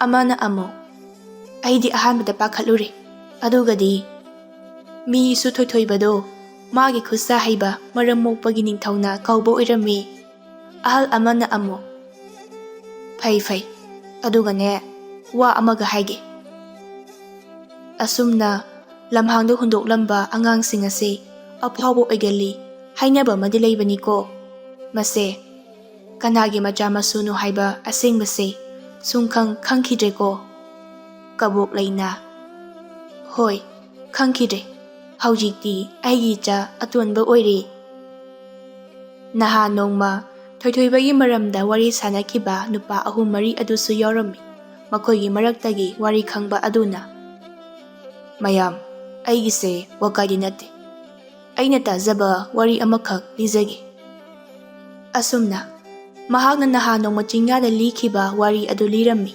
ꯌꯥꯏꯃꯅ ꯑꯩꯅꯗꯤ ꯈꯟꯈꯤꯕꯅꯤ ꯅꯤꯡꯊꯧꯒꯤ ꯃꯆꯥꯃꯛ ꯅꯠꯇ꯭ꯔꯕꯁꯨ ꯑꯉꯝ ꯑꯊꯧ ꯑꯃꯒꯤ ꯃꯆꯥꯗꯤ ꯑꯣꯏꯒꯅꯤ, ꯃꯔꯝꯗꯤ ꯃꯥꯕꯨ ꯌꯣꯝꯂꯛꯈꯤꯕ ꯅꯤꯡꯊꯥ ꯑꯃꯗꯤ ꯍꯥꯄꯛꯈꯤꯕ ꯑꯇꯥꯡꯕ ꯄꯥꯇ꯭ꯔꯗꯨ ꯎꯔꯒ꯫ ꯀꯕꯣꯛ ꯂꯩꯅ ꯃꯌꯥꯝ, ꯅꯣꯡꯃꯗꯤ ꯁꯣꯏꯗꯅ ꯈꯪꯅꯔꯛꯀꯅꯤ, ꯍꯧꯖꯤꯛꯃꯛꯀꯤ ꯑꯣꯏꯅꯗꯤ ꯏꯆꯥꯒꯤ ꯃꯐꯝꯗ ꯑꯁꯦꯡꯕ ꯋꯥꯐꯝ ꯑꯗꯣ ꯈꯪꯍꯟꯕꯤꯒꯅꯨꯀꯣ꯫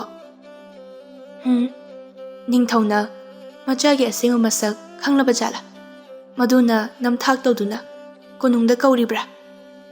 ꯑꯍꯜ ꯑꯃꯅ ꯏꯕꯦꯝꯃ, ꯅꯣꯏꯒꯤ ꯋꯥꯔꯤꯁꯤꯒꯤ ꯍꯥꯏꯔꯨꯔꯒꯗꯤ ꯈꯪꯂꯝꯒꯗꯕ ꯃꯥꯟꯗꯦ, ꯌꯥꯝ ꯍꯦꯟꯖꯤꯟꯅꯁꯨ ꯈꯜꯂꯨꯅꯨꯗ꯫ ꯊꯦꯡꯖꯤꯜꯂꯛꯄ ꯑꯗꯨꯗ ꯃꯌꯥꯝꯁꯨ ꯃꯌꯨꯝꯗ ꯍꯟꯅꯈ꯭ꯔꯦ꯫ ꯀꯕꯣꯛꯂꯩ ꯊꯣꯡꯒꯥꯜꯂꯣꯝꯗ ꯃꯆꯥ ꯊꯣꯏꯊꯣꯏꯕꯕꯨ ꯂꯥꯛꯄ꯭ꯔꯥ ꯍꯥꯏꯗꯨꯅ ꯌꯦꯡꯂꯤ꯫ ꯍꯧꯖꯤꯛ ꯐꯥꯎꯕꯁꯤꯕꯨ ꯍꯜꯂꯛꯇ꯭ꯔꯤꯅꯦ, ꯑꯁꯨꯛ ꯊꯦꯡꯂꯕꯁꯤꯕꯣ꯫ ꯇꯁꯦꯡꯅ ꯅꯤꯡꯊꯧꯅ ꯃꯆꯥꯕꯨ ꯃꯁꯛ ꯈꯪꯂꯕ ꯖꯥꯠꯂꯣ? ꯃꯆꯥꯅꯨꯄꯤ ꯊꯣꯏꯅꯨꯅ ꯏꯃꯥ, ꯃꯝꯃꯦ, ꯏꯃꯨꯡꯗ ꯆꯪꯉꯁꯦ꯫ ꯀꯕꯣꯛꯂꯩ ꯊꯣꯡꯒꯥꯟꯗꯒꯤ ꯃꯤꯐꯝ ꯍꯣꯡꯗꯦ ꯆꯩꯔꯛꯏ ꯃꯆꯥ ꯊꯣꯏꯅꯨꯗ꯫ ꯊꯣꯏꯊꯣꯏꯕ ꯍꯜꯂꯛꯇ꯭ꯔꯤꯕꯁꯦ ꯅꯪ ꯈꯪꯕ ꯅꯠꯇ꯭ꯔꯣ? ꯍꯜꯂꯛꯇ꯭ꯔꯤꯕ ꯐꯥꯎꯕ ꯉꯥꯏꯈꯤꯅꯤ, ꯍꯜꯂꯛꯃꯟꯗ꯭ꯔꯒꯅ ꯀꯣꯅꯨꯡꯗ ꯆꯠꯀꯅꯤ, ꯅꯣꯏ ꯆꯪꯉꯣ꯫ ꯏꯆꯥꯅ ꯍꯜꯂꯛꯇ꯭ꯔꯒ ꯑꯩꯅ ꯏꯃꯨꯡꯗ ꯀꯔꯝꯅ ꯂꯩꯗꯣꯏꯅꯣ? ꯊꯣꯏꯅꯨ ꯀꯞꯇꯨꯅ ꯏꯃꯨꯡꯗ ꯆꯪꯈ꯭ꯔꯦ꯫ ꯌꯥꯏꯃꯅ ꯌꯥꯆꯪꯂꯛꯄꯒꯤ ꯏꯃꯨꯡꯗ ꯉꯥꯏꯍꯥꯛ ꯂꯩꯁꯤ, ꯑꯗꯨꯒ ꯑꯃꯨꯛ ꯉꯥꯏꯔꯣ ꯃꯄꯥꯟꯗ꯫ ꯑꯁꯨꯝꯅ ꯏꯃꯨꯡꯗ ꯆꯪꯃꯤꯟꯅꯈ꯭ꯔꯦ꯫ ꯋꯥꯔꯤ ꯄꯨꯝꯕ ꯍꯧꯕꯗꯒꯤ ꯂꯣꯏꯕ ꯐꯥꯎꯕ ꯇꯥꯍꯧꯔꯕ ꯊꯣꯏꯊꯣꯏꯕ ꯌꯦꯅꯈꯥꯗ ꯎꯡꯗꯨꯅ ꯐꯝꯂꯤ꯫ ꯃꯃꯤꯠꯇꯒꯤ ꯃꯄꯤꯁꯨ ꯇꯥꯕ ꯂꯦꯞꯇꯦ, ꯀꯞꯄꯁꯨ ꯅꯠꯇꯦ꯫ ꯂꯩꯀꯥꯏꯒꯤ ꯃꯤꯁꯤꯡ ꯋꯥꯔꯤ ꯅꯨꯡꯉꯥꯏꯅ ꯁꯥꯔꯤꯉꯩ ꯊꯣꯏꯊꯣꯏꯕ ꯂꯥꯛꯄꯗꯨ ꯎꯍꯧꯗꯕꯅꯤ꯫ ꯉꯥꯏꯍꯥꯛ ꯌꯦꯅꯈꯥꯗ ꯐꯝꯂꯕ ꯃꯇꯨꯡ ꯑꯋꯥꯕ ꯁꯛꯇꯝ ꯂꯣꯠꯁꯤꯜꯂꯒ ꯏꯃꯥ, ꯏꯆꯦ, ꯊꯣꯡ ꯍꯥꯡꯉꯣ, ꯑꯩ ꯂꯥꯛꯑꯦ꯫ ꯊꯣꯡꯗꯨ ꯁꯠ ꯍꯥꯡꯉꯤ꯫ ꯃꯃꯥꯅ ꯍꯩꯃꯥ, ꯏꯆꯥ ꯂꯥꯛꯑꯦꯗꯅ, ꯂꯥꯛꯑꯣ꯫ ꯏꯆꯦ, ꯆꯥꯛ ꯂꯣꯏꯗ꯭ꯔꯤꯕꯣ? ꯆꯥꯛ ꯂꯥꯝꯃꯤ ꯏꯆꯦ꯫ ꯏꯍꯦ, ꯁꯦ ꯑꯆꯥꯊꯛ ꯈꯔꯁꯨ ꯌꯥꯎꯕꯅꯤ꯫ ꯃꯃꯥꯅ ꯏꯆꯥꯕꯨ ꯀꯔꯤꯃꯠꯇ ꯄꯤꯖꯔꯛꯇꯕ꯭ꯔꯣ? ꯆꯥꯛ ꯂꯥꯝꯃꯤ ꯍꯥꯏꯔꯤꯁꯤꯕꯣ? ꯄꯤꯖꯩ, ꯍꯧꯖꯤꯛ ꯅꯨꯃꯤꯗꯥꯡꯁꯨ ꯀꯣꯅꯨꯡꯗ ꯆꯥꯛ ꯆꯥꯈꯤꯁꯦ ꯍꯥꯏꯌꯦ, ꯑꯩꯅ ꯌꯥꯗ꯭ꯔꯕ꯫ ꯃꯆꯦꯅ ꯀꯔꯤꯒꯤ ꯑꯗꯨꯅ? ꯍꯦꯟꯅ ꯍꯥꯎꯗꯣꯏꯅꯤ ꯑꯄꯪ, ꯀꯣꯛ ꯆꯥꯔꯛꯀꯦ ꯍꯥꯏꯗꯦ꯫ ꯏꯆꯦꯅ ꯏꯪꯈꯣꯜꯗꯒꯤ ꯍꯦꯛꯂꯒ ꯊꯣꯡꯕꯒꯤ ꯃꯅꯥ ꯃꯁꯤꯡꯒꯤ ꯃꯍꯥꯎꯗꯣ ꯌꯧꯒꯗꯕ ꯅꯠꯇꯦꯗ꯫ ꯑꯗꯣ ꯏꯃꯥ, ꯄꯥꯕ, ꯑꯩ ꯍꯌꯦꯡꯗꯒꯤꯗꯤ ꯀꯣꯅꯨꯡ ꯀꯥꯔꯅꯤ, ꯃꯣꯏꯅ ꯂꯧꯕ ꯂꯥꯛꯀꯅꯤ ꯍꯥꯏꯌꯦ꯫ ꯍꯔꯥꯎꯕ ꯁꯥꯏ ꯃꯌꯥꯝ ꯑꯗꯨꯕꯨ ꯍꯔꯥꯎꯐꯝꯗꯤ ꯈꯪꯗꯦ, ꯀꯔꯤꯒꯤꯅꯣ ꯍꯥꯏꯕꯁꯨ ꯈꯪꯗꯦ꯫ ꯆꯥꯛ ꯏꯁꯤꯡ ꯆꯥꯕ ꯂꯣꯏꯔꯒ ꯇꯨꯝꯕ ꯆꯪꯅꯈ꯭ꯔꯦ꯫ ꯊꯣꯏꯊꯣꯏꯕ ꯋꯥꯈꯜ ꯈꯜꯂꯤ꯫ ꯀꯣꯅꯨꯡꯒꯤ ꯆꯥꯛꯂꯦꯟ, ꯂꯥꯏꯔꯕ ꯌꯨꯝ ꯑꯁꯤꯒꯤ ꯆꯥꯛ, ꯏꯆꯦꯅ ꯊꯣꯡꯕ, ꯂꯥꯏꯔꯕ ꯏꯟꯁꯥꯡꯅ ꯆꯥꯎꯖꯔꯛꯄ ꯁꯣꯏꯅꯥꯏꯕ ꯅꯧꯄꯥ ꯍꯥꯏꯗꯤ ꯏꯃꯥꯒꯤ, ꯄꯥꯕ, ꯏꯆꯦ, ꯇꯥꯆꯧ, ꯇꯥꯇꯣꯟ, ꯅꯈꯣꯏꯒꯤ ꯅꯁꯛ ꯎꯗꯅ ꯆꯔꯥ ꯑꯃ ꯆꯥꯕ ꯉꯝꯂꯣꯏ꯫ ꯀꯣꯅꯨꯡꯒꯤ ꯃꯊꯦꯜ ꯂꯨꯀꯣꯏ ꯑꯩꯒꯤ ꯂꯥꯏꯕꯛꯇ, ꯑꯩꯒꯤ ꯑꯣꯏꯌꯨ ꯇꯝꯂꯝꯕ ꯅꯠꯇꯦ꯫ ꯅꯣꯡ ꯉꯥꯜꯂꯤ꯫ ꯀꯣꯅꯨꯡꯗꯒꯤ ꯊꯣꯏꯊꯣꯏꯕꯕꯨ ꯂꯧꯕ ꯂꯥꯛꯂꯦ꯫ ꯉꯥꯏꯍꯥꯛ ꯉꯥꯏꯔꯦ꯫ ꯂꯥꯛꯂꯤꯕꯁꯤꯡ ꯑꯗꯨꯅ ꯌꯥꯅꯤ, ꯑꯗꯨꯝ ꯂꯣꯏꯁꯤꯟꯕꯤꯌꯨ, ꯑꯩꯈꯣꯏꯁꯦ ꯑꯍꯥꯟꯕ ꯅꯨꯃꯤꯠꯅꯤꯅ ꯈꯔ ꯉꯟꯅ ꯂꯥꯛꯄꯅꯤ꯫ ꯀꯕꯣꯛ ꯂꯩꯅ ꯂꯣꯏꯔꯦ ꯏꯕꯨꯡꯉꯣ, ꯆꯥꯛꯌꯣꯝ ꯁꯦꯝꯍꯧꯔꯤ, ꯂꯣꯏꯍꯧꯔꯕꯅꯤ꯫ ꯀꯣꯅꯨꯡꯒꯤ ꯃꯤꯅ ꯑꯃꯨꯛ ꯑꯗꯣ ꯏꯃꯥ, ꯀꯣꯅꯨꯡ ꯍꯜꯂꯛꯄꯗꯤ ꯑꯗꯨꯝ ꯊꯦꯡꯒꯅꯤ, ꯅꯨꯃꯤꯗꯥꯡ ꯋꯥꯏꯔꯝꯗ ꯑꯣꯏꯒꯅꯤ꯫ ꯀꯣꯅꯨꯡ ꯀꯥꯔꯛꯄ ꯈꯨꯗꯤꯡꯃꯛꯀꯤꯗꯤ ꯆꯥꯅ ꯊꯛꯅꯕꯗꯤ ꯑꯁꯣꯝꯗ ꯂꯣꯏꯅ ꯁꯨꯅꯕ ꯄꯤꯕꯅꯤ, ꯆꯥꯛꯌꯣꯝꯗꯨ ꯄꯨꯗ꯭ꯔꯁꯨ ꯌꯥꯅꯤꯗ꯫ ꯊꯣꯏꯊꯣꯏꯕꯅ ꯍꯣꯏ ꯏꯌꯥꯝꯕ, ꯉꯁꯤꯒꯤꯗꯤ ꯌꯣꯝꯁꯤꯜꯂꯨꯔꯕꯅꯤꯅ ꯄꯨꯔꯒꯦ꯫ ꯑꯁꯨꯝꯅ ꯆꯠꯃꯤꯟꯅꯈ꯭ꯔꯦ ꯊꯣꯏꯊꯣꯏꯕꯒꯤ ꯈꯨꯠ ꯍꯩꯕꯒꯤ ꯃꯍꯩꯗ ꯀꯣꯅꯨꯡꯒꯤ ꯃꯤ ꯄꯨꯝꯅꯃꯛ ꯉꯥꯎꯔꯤ, ꯃꯌꯥꯝꯅꯁꯨ ꯌꯥꯝꯅ ꯅꯨꯡꯁꯤꯕꯤ꯫ ꯅꯣꯡꯃꯁꯨ ꯆꯠꯂꯝꯗꯥꯏꯗ ꯃꯆꯦꯅ ꯊꯣꯏꯊꯣꯏꯕꯗ ꯀꯩꯅꯣ ꯅꯪꯕꯣ, ꯀꯣꯅꯨꯡꯗ ꯆꯥꯅ ꯊꯛꯅꯕꯁꯨ ꯄꯤ ꯍꯥꯏ, ꯑꯗꯨꯒ ꯅꯪꯅ ꯌꯨꯝꯗꯒꯤ ꯍꯦꯛ ꯍꯦꯛ ꯄꯨꯔꯤꯕꯁꯤꯕꯣ? ꯑꯁ ꯏꯆꯦ, ꯑꯩ ꯍꯩꯅꯗꯦ ꯃꯣꯏꯒꯤ ꯆꯥꯛ ꯏꯟꯁꯥꯡꯗꯣ꯫ ꯅꯣꯡꯖꯨ ꯊꯥ ꯃꯇꯝ, ꯏꯁꯤꯡ ꯆꯥꯎꯕ ꯇꯨꯔꯦꯟ ꯀꯥꯏꯕ ꯃꯇꯝ ꯌꯧꯔꯛꯂꯝꯃꯤ꯫ ꯂꯩꯕꯥꯛ ꯅꯤꯡꯊꯧ ꯃꯊꯥ ꯌꯥꯝꯅ ꯁꯥꯔꯝꯃꯤ꯫ ꯇꯨꯔꯦꯟꯁꯤꯡꯗꯨ ꯃꯦꯟꯕꯒ ꯀꯥꯏꯕꯒ ꯁꯦꯝꯕꯒ ꯄꯥꯊꯣꯛꯄꯒ ꯍꯦꯛꯇ ꯇꯧꯏ꯫ ꯎꯄꯥꯏ ꯁꯨꯡꯂꯩ ꯂꯩꯇ꯭ꯔꯕꯗ ꯀꯣꯅꯨꯡꯒꯤ ꯑꯃꯥꯏꯕ ꯀꯧꯗꯨꯅ ꯂꯥꯏ ꯈꯨꯔꯨꯝꯃꯤ, ꯂꯥꯏꯒꯤ ꯂꯥꯏꯕꯥꯎ ꯇꯝꯂꯝꯃꯤ꯫ ꯏꯅꯤꯡꯊꯧ, ꯌꯥꯝ ꯑꯊꯨꯕꯗ ꯅꯨꯃꯤꯠ 6ꯅꯤꯒꯤ ꯃꯅꯨꯡꯗ ꯀꯥꯏꯔꯤꯕ ꯇꯨꯔꯦꯟꯁꯤꯡ ꯑꯁꯦ ꯃꯦꯟꯕ ꯂꯣꯏꯗ꯭ꯔꯕꯗꯤ ꯃꯊꯪꯒꯤ ꯅꯨꯃꯤꯠꯇꯒꯤ ꯇꯨꯔꯦꯟꯁꯤꯡꯗ ꯃꯤ ꯑꯃꯃꯝ ꯂꯧꯔꯒꯅꯤ ꯍꯥꯏꯔꯤ꯫ ꯅꯨꯃꯤꯠ 6ꯅꯤꯒꯤ ꯃꯅꯨꯡꯗ ꯃꯦꯟꯕ ꯉꯝꯒꯗꯕ ꯃꯤꯁꯨ ꯂꯩ ꯍꯥꯏ꯫ ꯃꯤꯁꯛ ꯑꯗꯣ ꯏꯅꯤꯡꯊꯧꯒꯤ ꯏ ꯃꯔꯛꯇꯒꯤ ꯃꯤꯑꯣꯏꯅꯤ ꯍꯥꯏꯅꯁꯨ ꯇꯥꯛꯄꯤꯔꯛꯏ꯫ ꯏꯅꯤꯡꯊꯧ, ꯌꯥꯔꯕꯗꯤ ꯈꯔ ꯊꯨꯅ ꯀꯔꯤꯅꯣ ꯑꯃꯨꯛꯇ ꯈꯟꯅꯁꯤ, ꯅꯠꯇ꯭ꯔꯕꯗꯤ ꯇꯨꯔꯦꯟꯒꯤ ꯏꯃꯥꯏꯁꯤꯡ ꯑꯁꯤꯅ ꯃꯤꯑꯣꯏꯕ ꯐꯅ ꯌꯥꯝꯅ ꯂꯧꯈꯤꯕ ꯇꯥꯔꯦ, ꯃꯤꯁꯤꯡꯕꯤꯅ ꯌꯥꯝꯅ ꯇꯣꯏꯕ ꯇꯥꯔꯦ꯫ ꯍꯥꯏꯔꯤꯕ ꯋꯥꯐꯝ ꯑꯗꯣ ꯊꯣꯏꯊꯣꯏꯕꯁꯨ ꯇꯥꯔꯦ ꯅꯤꯡꯊꯧꯅ ꯂꯥꯎꯔꯛꯄꯗꯒꯤ꯫ ꯅꯤꯡꯊꯧꯅ ꯃꯈꯥ ꯇꯥꯅ ꯍꯥꯏꯔꯛꯂꯝꯃꯤ꯫ ꯍꯌꯦꯡꯒꯤ ꯅꯨꯃꯤꯠꯇꯒꯤ ꯍꯧꯔꯒ ꯑꯩꯒꯤ ꯏ ꯃꯔꯤꯒꯤ ꯅꯨꯄꯥ ꯈꯨꯗꯤꯡꯃꯛ ꯂꯩꯕꯥꯛ ꯑꯁꯤꯒꯤ ꯇꯨꯔꯦꯟ ꯑꯀꯥꯏꯕ ꯃꯦꯟꯕꯁꯦ ꯌꯥꯎꯒꯗꯕꯅꯤ, ꯂꯩꯕꯥꯛꯀꯤꯗꯃꯛꯅꯤ, ꯍꯣꯠꯅꯗꯕ ꯌꯥꯗꯕꯅꯤ꯫ ꯃꯌꯨꯝ ꯌꯧꯔꯒ ꯊꯣꯏꯊꯣꯏꯕꯅ ꯋꯥꯔꯤ ꯄꯨꯝꯕ ꯏꯃꯨꯡꯒꯤ ꯃꯤꯑꯣꯏꯁꯤꯡꯗ ꯇꯝꯂꯝꯃꯤ꯫ ꯃꯄꯥꯅ ꯏꯁꯤꯡ ꯆꯥꯎꯕ ꯌꯦꯡꯁꯤꯟꯕ ꯆꯠꯄꯗꯣ ꯅꯪꯗꯤ ꯌꯥꯎꯔꯨꯕ꯭ꯔꯥ? ꯕꯥꯕꯥ, ꯑꯩꯗꯤ ꯈꯣꯡꯁꯨ ꯐꯖꯅ ꯆꯠꯄ ꯉꯝꯗꯦ, ꯑꯗꯨꯒꯤꯁꯨ ꯃꯊꯛꯇ ꯑꯉꯥꯡꯁꯨ ꯑꯣꯏ, ꯑꯗꯨꯅ ꯌꯥꯎꯗꯦꯗ꯫ ꯃꯌꯥꯝꯕ ꯑꯍꯜꯅ ꯇꯥꯏꯕꯪ ꯁꯦꯝꯕ ꯃꯄꯨꯒꯤ ꯀꯨꯝꯍꯩ ꯑꯁꯦ ꯀꯔꯤꯕꯨ ꯊꯣꯛꯂꯒꯕ? ꯀꯨꯝꯁꯤꯁꯦ ꯍꯥꯏꯒꯨꯝꯗꯅ ꯏꯁꯤꯡ ꯌꯥꯝ ꯆꯥꯎ, ꯍꯥꯀꯨꯝꯒ ꯃꯥꯟꯅꯗꯦ꯫ ꯊꯣꯏꯊꯣꯏ, ꯅꯪꯁꯨ ꯍꯌꯦꯡ ꯆꯠꯄ ꯌꯥꯎꯗꯣꯏꯔꯣ? ꯊꯣꯏꯊꯣꯏꯕꯅ ꯅꯣꯛꯂꯒ ꯏꯁ, ꯅꯤꯡꯊꯧꯒꯤ ꯏ ꯍꯥꯏꯔꯒ ꯑꯩ ꯀꯃꯥꯏꯅ ꯆꯠꯇꯣꯏꯅꯣ ꯇꯥꯆꯧ? ꯅꯣꯡ ꯉꯥꯜꯂꯤ, ꯂꯩꯕꯥꯛ ꯄꯨꯝꯕ ꯏꯔꯥꯡ ꯂꯥꯡꯉꯤ ꯇꯨꯔꯦꯟ ꯃꯦꯟꯅꯕ꯫ ꯑꯗꯨꯕꯨ ꯅꯨꯃꯤꯠ 2 ꯆꯨꯞꯅ ꯅꯤꯡꯊꯧꯒꯤ ꯏ ꯃꯔꯤ ꯄꯨꯝꯅꯃꯛꯅ ꯍꯣꯠꯅꯔꯕꯁꯨ ꯃꯥꯏ ꯄꯥꯛꯄꯗꯤ ꯂꯩꯇ꯭ꯔꯤ꯫ ꯅꯨꯃꯤꯗꯥꯡ ꯑꯗꯨ ꯊꯣꯏꯊꯣꯏꯕꯗ ꯀꯕꯣꯛ ꯂꯩꯅ ꯏꯕꯨꯡꯉꯣ, ꯍꯌꯦꯡꯗꯤ ꯇꯨꯔꯦꯟ ꯃꯦꯟꯕꯗꯣ ꯏꯆꯥꯁꯨ ꯌꯥꯎꯁꯤꯜꯂꯨꯆꯣ꯫ ꯑꯦ, ꯀꯩꯒꯤꯅꯣ ꯏꯃꯥ? ꯑꯩꯗꯤ ꯌꯥꯎꯕ ꯌꯥꯔꯣꯏꯌꯦ, ꯃꯤꯅ ꯊꯤꯅ ꯉꯥꯡꯂꯛꯀꯅꯤ꯫ ꯏꯆꯥꯗꯤ ꯃꯔꯝ ꯃꯣꯛꯄꯅꯤꯁꯦ, ꯏꯃꯥꯅ ꯍꯥꯏꯅꯕꯤꯒꯦ, ꯃꯔꯝꯗꯤ ꯀꯣꯟꯅ ꯍꯥꯏꯒꯦ, ꯇꯨꯝꯃꯨꯔꯣ ꯆꯣꯆꯣ꯫ ꯑꯁꯨꯝꯅ ꯅꯣꯡꯉꯥꯜꯂꯦ꯫ ꯉꯁꯤꯗꯤ ꯀꯕꯣꯛ ꯂꯩꯁꯨ ꯌꯥꯎꯅ ꯀꯣꯅꯨꯡ ꯀꯥꯔꯛꯂꯦ꯫ ꯀꯕꯣꯛ ꯂꯩꯅ ꯅꯤꯡꯊꯧꯗ ꯏꯅꯤꯡꯊꯧ, ꯑꯩꯒꯤ ꯏꯆꯥꯁꯦ ꯃꯌꯥꯝꯒ ꯃꯤꯃꯥꯟꯅꯕꯗꯤ ꯅꯠꯇꯦ, ꯑꯗꯨꯕꯨ ꯉꯁꯤ ꯑꯔꯣꯏꯕ ꯅꯨꯃꯤꯠꯀꯤ ꯇꯨꯔꯦꯟ ꯇꯦꯡꯕꯁꯤꯗ ꯑꯃꯨꯛꯇꯪ ꯌꯥꯎꯍꯟꯕꯤꯌꯨ꯫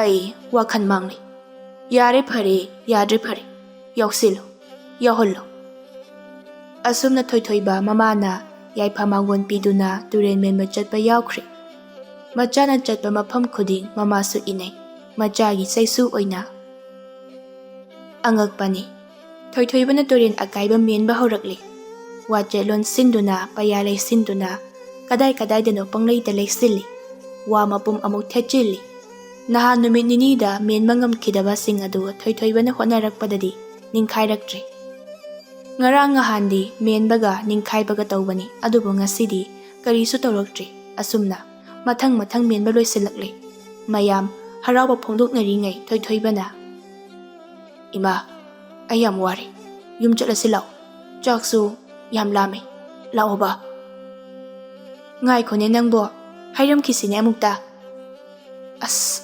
ꯇꯣꯛꯑꯁꯤ, ꯑꯩ ꯉꯝꯗ꯭ꯔꯦ, ꯌꯥꯝ ꯋꯥꯔꯦ, ꯆꯥꯛ ꯌꯥꯝ ꯂꯥꯝꯃꯤ, ꯂꯥꯛꯑꯣ꯫ ꯊꯣꯏꯊꯣꯏꯕꯅ ꯌꯥꯝꯃꯟꯗꯕꯗꯒꯤ ꯀꯅꯥꯁꯨ ꯇꯥꯛꯂꯝꯗꯅ ꯃꯌꯨꯝ ꯍꯜꯂꯛꯂꯦ꯫ ꯅꯤꯡꯊꯧ ꯀꯣꯅꯨꯡꯂꯣꯝꯗꯅ ꯑꯃꯨꯛ ꯍꯔꯥꯎꯕꯒꯤ ꯃꯔꯛꯇ ꯊꯣꯏꯊꯣꯏꯕꯁꯤ ꯀꯅꯥꯅꯣ ꯍꯥꯏꯗꯨꯅ ꯆꯃꯝꯅꯕ ꯄꯣꯛꯅꯔꯤ꯫ ꯅꯣꯡꯉꯥꯟꯕꯒ ꯑꯌꯨꯛ ꯉꯟꯇꯥ ꯊꯣꯏꯊꯣꯏꯕ ꯍꯣꯏꯒꯤ ꯏꯃꯨꯡꯗ ꯅꯤꯡꯊꯧ ꯂꯩꯃ ꯑꯃꯗꯤ ꯑꯇꯩ ꯀꯣꯅꯨꯡꯒꯤ ꯐꯝꯅꯥꯏꯕ ꯈꯔꯒ ꯂꯥꯛꯂꯝꯃꯤ꯫ Madu ubada kabok leihoigi mi kudingmak ningthau amadi phamnaibada ikai khumnabu utlammi.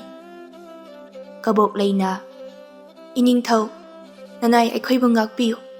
Icha thoithoibase ngarang cha yam lami haiduna yum chatlasi haiduna giri takpaduda chatlagi haiba phauba haijaramdre. Ningthauna aigi jingnabase amukta kohanbiyu. Icha thoithoibasibu somgi hek ichara. Kabok lei amadi yaima kari khumgani khangdre tumina leire. Laibak ningthauni karamnasu oidaba ngangluni.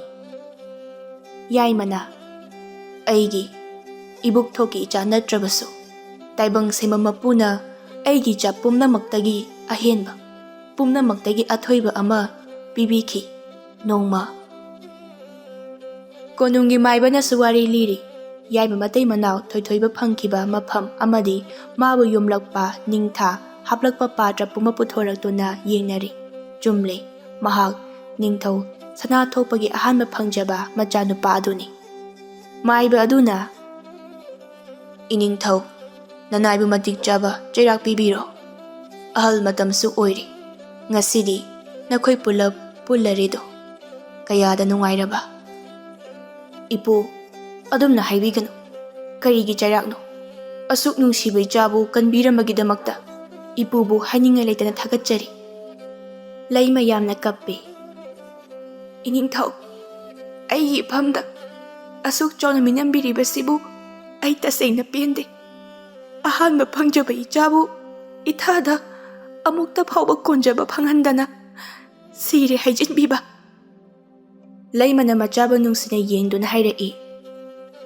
Imagi ibungo ima nangbu amuktadi kongila o. Ngasai makai tumina leiramba ningthau sana thokpa kaptuna hairei. Ipagi ibungo matik mayai leiba nupa thokpa aini aina maheli khanjaruba. Ipa yam ningamlaktre. Ipabu amukta ngakpiyu. Ichabu aikhoiga putna layurasi haibabu. Machagidama khanbada yamna pakhatchabi kabok leina itha thajadana thoithoibada yengduna nungsina. Thoithoi nangbu hek pokpiriba imagi marandi nattedo. Haukrabadi haukri.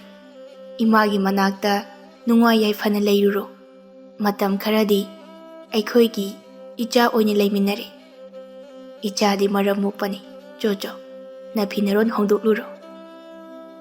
Thoithoiba ngahak tumina leplamlaga imung changkhre aduga phiron khara puraga tholai. Ngasaidagi wa machet amata ngangdre hairei. Se phirose pubikho. Aibu konung karakpada setnaba haiduna pirakibasing aduni. Ai konungdasu amung hana laklaroi. Mafam asida adumak leijarage. Aigi khulase yam nungsi. Aibu soinaibani haiduna nongmatasu aibu tathi tawen tawibasu leite. Aibu ayokpani haiba phauba khanghande. Asuk nungsiba mafam ase thaloktuna ai chatpa ngamoi. Kabok leina kari noja tomba nangna haribadubo. Leimana ibungo ai kari haigadabano khangre. Aigi kari iralno ichana imabusu warobro. Haifam tawfam khangda leima prok chakna kapli. Leimana amuksu makatarai. Phare ichana yadrabadi karibu paile. Aikhoigi thaunasu karisu leite. Phare ichana laining mampham asida leiro. Tawbatabu konung ado nangisu saruk yauri. Laibak asisu nangi saruksu yauri. Konung laroi haibadumadi haiganu. Numit khudingi konung karauko. Ayuki chakna hauba hautaba. Laibak thibi nama aina thongba chakto chaminasi. Numidangi chak aduna nangna khoida hajaba.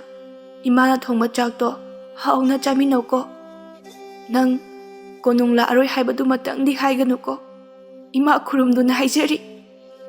Ningthau sana thokpana ipagi ibungo namana haribasi matangdi yabiyuko.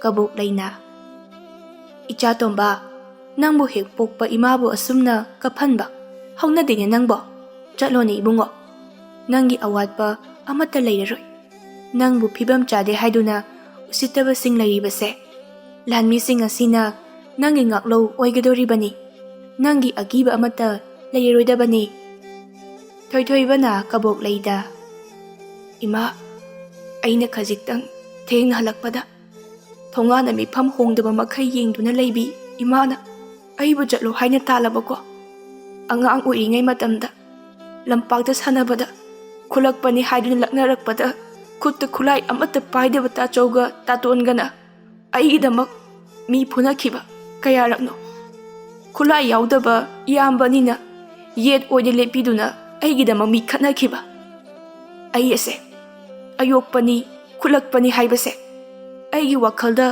ꯁꯨꯝꯈꯜ ꯈꯜꯍꯟꯈꯤꯗꯦ ꯈꯨꯠꯂꯥꯏ ꯄꯥꯏꯕ ꯂꯥꯟꯃꯤꯅ ꯀꯔꯤꯁꯨ ꯍꯦꯟꯗꯦ ꯏꯆꯦꯅ ꯆꯝꯅ ꯊꯣꯡꯕ ꯏꯟꯁꯥꯡꯒꯤ ꯃꯍꯥꯎꯗꯨꯅ ꯅꯧꯄꯥꯁꯦ ꯈꯣꯡ ꯁꯣꯏꯅꯥꯏꯗꯨꯅ ꯅꯤꯡꯊꯤꯖꯅ ꯆꯠꯄ ꯉꯝꯗꯦ ꯍꯥꯏꯕꯁꯦ ꯀꯥꯎꯍꯜꯂꯦ ꯏꯃꯥꯒ ꯄꯥꯕꯒꯤ ꯃꯤꯅꯨꯡꯁꯤꯅ ꯑꯩꯒꯤ ꯑꯋꯥꯠꯄ ꯑꯃꯠꯇ ꯂꯩꯍꯟꯗꯦ ꯅꯈꯣꯏꯒꯤ ꯃꯔꯛꯇ ꯂꯩꯖꯕ ꯐꯪꯕꯁꯦ ꯑꯩ ꯏꯁꯥꯁꯦ ꯑꯋꯥꯠꯄ ꯑꯃꯠꯇ ꯂꯩꯇꯦ ꯈꯟꯖꯔꯤꯕꯅꯤ ꯅꯤꯡꯊꯧꯅ ꯑꯩꯅ ꯋꯥꯈꯜ ꯌꯥꯝꯅ ꯊꯦꯟꯈ꯭ꯔꯦ ꯑꯩꯅ ꯂꯥꯟꯕ ꯉꯥꯛꯇꯅꯤ ꯐꯔꯦ ꯏꯆꯥꯅꯨꯄꯥ ꯑꯍꯜꯅ ꯐꯪꯐꯝ ꯊꯣꯛꯄ ꯆꯞ ꯆꯥꯅ ꯄꯤꯒꯅꯤ ꯂꯩꯕꯥꯛ ꯇꯪꯈꯥꯏ ꯑꯃ ꯏꯆꯥꯒꯤ ꯃꯤꯡꯗ ꯄꯥꯟꯒꯅꯤ ꯏꯆꯥꯕꯨ ꯅꯨꯡꯁꯤꯅ ꯌꯣꯛꯄꯤꯔꯝꯕꯒꯤ ꯇꯧꯕꯤꯃꯟ ꯎꯠꯆꯒꯅꯤ ꯃꯗꯨ ꯂꯧꯔꯣꯏ ꯍꯥꯏꯕꯤꯒꯅꯨ ꯊꯣꯏꯊꯣꯏꯕꯅ ꯑꯩꯒꯤ ꯃꯤꯡꯗ ꯂꯩꯕꯥꯛ ꯇꯪꯈꯥꯏ ꯑꯃ ꯄꯥꯟꯕ ꯍꯥꯏꯕ ꯑꯩ ꯄꯥꯝꯗꯦ ꯏꯆꯝ ꯆꯝꯅ ꯍꯤꯡꯂꯤꯕꯁꯤꯅ ꯄꯦꯟꯖꯔꯦ ꯑꯩꯅ ꯄꯥꯝꯕ ꯑꯃꯗꯤ ꯂꯩ ꯅꯤꯡꯊꯧ ꯑꯃꯗꯤ ꯂꯩꯃ ꯆꯞ ꯃꯥꯟꯅꯅ ꯀꯔꯤꯅꯣ ꯏꯆꯥꯒꯤ ꯑꯄꯥꯝꯕ ꯌꯨꯝꯊꯪꯅꯔꯤꯕ ꯂꯩꯕꯥꯛ ꯁꯣꯏꯅꯥꯏꯕ ꯌꯥꯝꯅ ꯂꯩꯕ ꯂꯩꯕꯥꯛ ꯑꯗꯨꯒꯤ ꯂꯣꯏꯄꯣꯠ ꯑꯗꯣ ꯀꯣꯛꯄꯤꯌꯨ ꯑꯗꯨꯒ ꯃꯈꯣꯏꯅ ꯍꯤꯡꯕꯗ ꯃꯇꯦꯡ ꯑꯣꯏꯅꯕ ꯑꯩꯒꯤ ꯄꯣꯂꯥꯡ ꯁꯥꯕꯒꯤ ꯊꯨꯃꯣꯛ ꯁꯥꯕꯒꯤ ꯃꯍꯩ ꯑꯁꯦ ꯈꯣꯡ ꯌꯥꯗ꯭ꯔꯕꯁꯨ ꯈꯨꯠ ꯀꯔꯤꯁꯨ ꯇꯧꯗ꯭ꯔꯕ ꯃꯈꯣꯏꯁꯤꯡ ꯑꯗꯨꯗ ꯃꯍꯩ ꯑꯁꯦ ꯁꯟꯗꯣꯛꯀꯦ ꯈꯔꯗ ꯑꯣꯏꯔꯕꯁꯨ ꯃꯇꯦꯡ ꯑꯣꯏꯕ ꯉꯝꯒꯗ꯭ꯔꯥ ꯌꯦꯡꯖꯒꯦ ꯊꯣꯏꯊꯣꯏꯕꯒꯤ ꯋꯥꯐꯝꯗ ꯄꯨꯝꯅꯃꯛ ꯍꯔꯥꯎꯅ ꯌꯥꯔꯝꯃꯤ ꯑꯁꯨꯝꯅ ꯈꯨꯗꯛꯇ ꯁꯣꯏꯅꯥꯏꯕꯅ ꯂꯩꯕ ꯂꯩꯕꯥꯛ ꯑꯗꯨ ꯂꯣꯏꯄꯣꯠ ꯀꯣꯛꯅꯕ ꯁꯒꯣꯜ ꯂꯥꯟꯃꯤ ꯊꯥꯗꯨꯅ ꯄꯥꯎ ꯆꯦꯜꯂꯝꯃꯤ ꯌꯥꯅꯈꯤꯕꯒꯤ ꯃꯇꯨꯡ ꯏꯟꯅ ꯊꯣꯏꯊꯣꯏꯕꯁꯨ ꯅꯨꯡꯇꯤꯒꯤ ꯀꯣꯅꯨꯡ ꯀꯥꯔꯛꯂꯝꯃꯤ ꯊꯪꯅꯕ ꯃꯤꯃꯥꯟꯅꯗ꯭ꯔꯕꯁꯤꯡꯅ ꯅꯝꯅ ꯂꯩꯕ ꯂꯩꯕꯥꯛ ꯑꯗꯨꯗ ꯊꯣꯏꯊꯣꯏꯕꯅ ꯃꯥꯒꯤ ꯈꯨꯠ ꯁꯥ ꯍꯩꯕꯒꯤ ꯃꯍꯩ ꯑꯗꯨ ꯇꯥꯛꯄꯤ ꯇꯝꯕꯤꯗꯨꯅ ꯑꯇꯣꯞ ꯑꯇꯣꯞꯄ ꯂꯩꯕꯥꯛꯁꯤꯡꯗ ꯌꯣꯜꯂꯝꯃꯤ ꯂꯩꯕꯥꯛ ꯑꯗꯨꯒꯤ ꯅꯤꯡꯊꯧꯅ ꯅꯣꯡꯃ ꯅꯤꯡꯊꯧ ꯁꯅꯥ ꯊꯣꯛꯄꯗ ꯏꯇꯥꯎ ꯉꯁꯤꯗꯤ ꯁꯨꯝ ꯎꯅꯗꯕ ꯀꯨꯏꯔꯦ ꯍꯥꯏꯗꯨꯅ ꯀꯣꯏꯊꯣꯔꯛꯄꯅꯤ ꯑꯗꯨꯒ ꯃꯁꯤ ꯂꯧꯁꯤꯟꯕꯤꯌꯨ ꯊꯨꯃꯣꯛ ꯄꯣꯂꯥꯡ ꯁꯥꯕꯗꯣ ꯌꯨꯝꯊꯣꯡ ꯈꯨꯗꯤꯡꯃꯛꯀꯤ ꯑꯀꯟꯕ ꯑꯁꯣꯟꯕ ꯅꯍꯥ ꯑꯍꯜ ꯅꯥꯏꯗꯅ ꯃꯗꯨꯅ ꯁꯤꯟꯐꯝ ꯑꯣꯏꯔꯦ ꯏꯇꯥꯎ ꯌꯥꯝꯅ ꯀꯥꯟꯅꯈ꯭ꯔꯦ ꯏꯇꯥꯎ ꯑꯩꯗꯤ ꯂꯣꯏꯄꯣꯠ ꯂꯧꯔꯔꯣꯏ ꯑꯇꯣꯞꯄ ꯅꯤꯡꯊꯧ ꯑꯗꯨꯅ ꯏꯇꯥꯎ ꯂꯣꯏꯄꯣꯠ ꯅꯠꯇꯦ ꯏꯇꯥꯎꯅ ꯍꯣꯠꯅꯕꯤꯕ ꯑꯗꯨꯒꯤ ꯈꯨꯗꯣꯜ ꯑꯣꯏꯅ ꯄꯤꯖꯕꯅꯤ ꯍꯥꯟꯅꯗꯤ ꯑꯩꯈꯣꯏꯒꯤ ꯂꯩꯕꯥꯛ ꯑꯁꯤ ꯃꯤꯃꯥꯟꯅꯗ꯭ꯔꯕꯅ ꯌꯥꯝꯅ ꯂꯩ ꯍꯥꯏꯗꯨꯅ ꯃꯤ ꯑꯃꯠꯇꯅ ꯎꯁꯤꯠꯄꯤꯔꯝꯗꯦ ꯑꯗꯨꯕꯨ ꯍꯧꯖꯤꯛꯇꯤ ꯏꯇꯥꯎꯅ ꯍꯣꯠꯅꯕꯤꯕꯗꯒꯤ ꯑꯩꯈꯣꯏꯒꯤ ꯂꯩꯕꯥꯛ ꯑꯁꯤ ꯏꯅꯥ ꯈꯨꯟꯕ ꯃꯤꯅ ꯀꯜꯂꯛꯅꯕ ꯂꯩꯕꯥꯛ ꯍꯥꯏꯕꯗꯣ ꯑꯣꯏꯔꯦꯅꯤ ꯏꯇꯥꯎ ꯁꯅꯥ ꯊꯣꯛꯄꯅ ꯃꯗꯨꯗꯤ ꯑꯩꯅ ꯅꯠꯇꯦꯗ ꯏꯆꯥ ꯊꯣꯏꯊꯣꯏꯕꯒꯤ ꯃꯄꯥꯟꯅꯅꯤ ꯃꯥꯒꯤ ꯍꯣꯠꯅꯖꯃꯅꯤ ꯑꯩ ꯌꯥꯝꯅꯁꯨ ꯅꯤꯡꯉꯝꯂꯛꯇ꯭ꯔꯦ ꯍꯣꯏ ꯆꯨꯝꯃꯤ ꯑꯣꯟꯊꯣꯛꯅꯁꯨ ꯅꯨꯡꯁꯤꯈ꯭ꯔꯦ ꯏꯆꯥꯗꯣ ꯑꯩꯒꯤ ꯂꯩꯕꯥꯛꯀꯤ ꯃꯤꯄꯨꯝ ꯈꯨꯗꯤꯡꯃꯛꯅꯁꯨ ꯃꯥꯕꯨ ꯌꯥꯝ ꯅꯨꯡꯁꯤ ꯇꯟꯖꯥ ꯑꯗꯨꯗ ꯇꯥꯏꯕꯪꯉꯥꯟꯕ ꯄ꯭ꯔꯞ ꯄ꯭ꯔꯞ ꯆꯦꯟꯊꯣꯔꯛꯏ ꯕꯥꯕꯥ ꯑꯩ ꯇꯥꯆꯧ ꯊꯣꯏꯊꯣꯏꯕ ꯍꯣꯏꯗ ꯍꯣꯔꯦꯟ ꯑꯍꯤꯡ ꯂꯦꯛꯎꯔꯅꯤ ꯀꯣ ꯑꯩ ꯆꯠꯂꯨꯈꯤꯒꯦ ꯃꯄꯥ ꯅꯤꯡꯊꯧꯅ ꯀꯔꯤꯃꯠꯇ ꯍꯥꯏꯕ ꯅꯪꯗ꯭ꯔꯤꯉꯩ ꯊꯣꯛꯈ꯭ꯔꯦ ꯃꯌꯥꯝꯕ ꯊꯣꯏꯊꯣꯏꯕꯒ ꯇꯥꯏꯕꯪꯉꯥꯟꯕꯁꯨ ꯃꯌꯥꯝꯕ ꯑꯃ ꯐꯪꯕꯗ ꯌꯥꯝꯅ ꯍꯔꯥꯎꯔꯝꯃꯤ ꯑꯁꯨꯝꯅ ꯄꯨꯝꯅꯃꯛ ꯅꯨꯡꯉꯥꯏ ꯌꯥꯏꯐꯅ ꯄꯥꯟꯈꯤꯔꯝꯃꯤ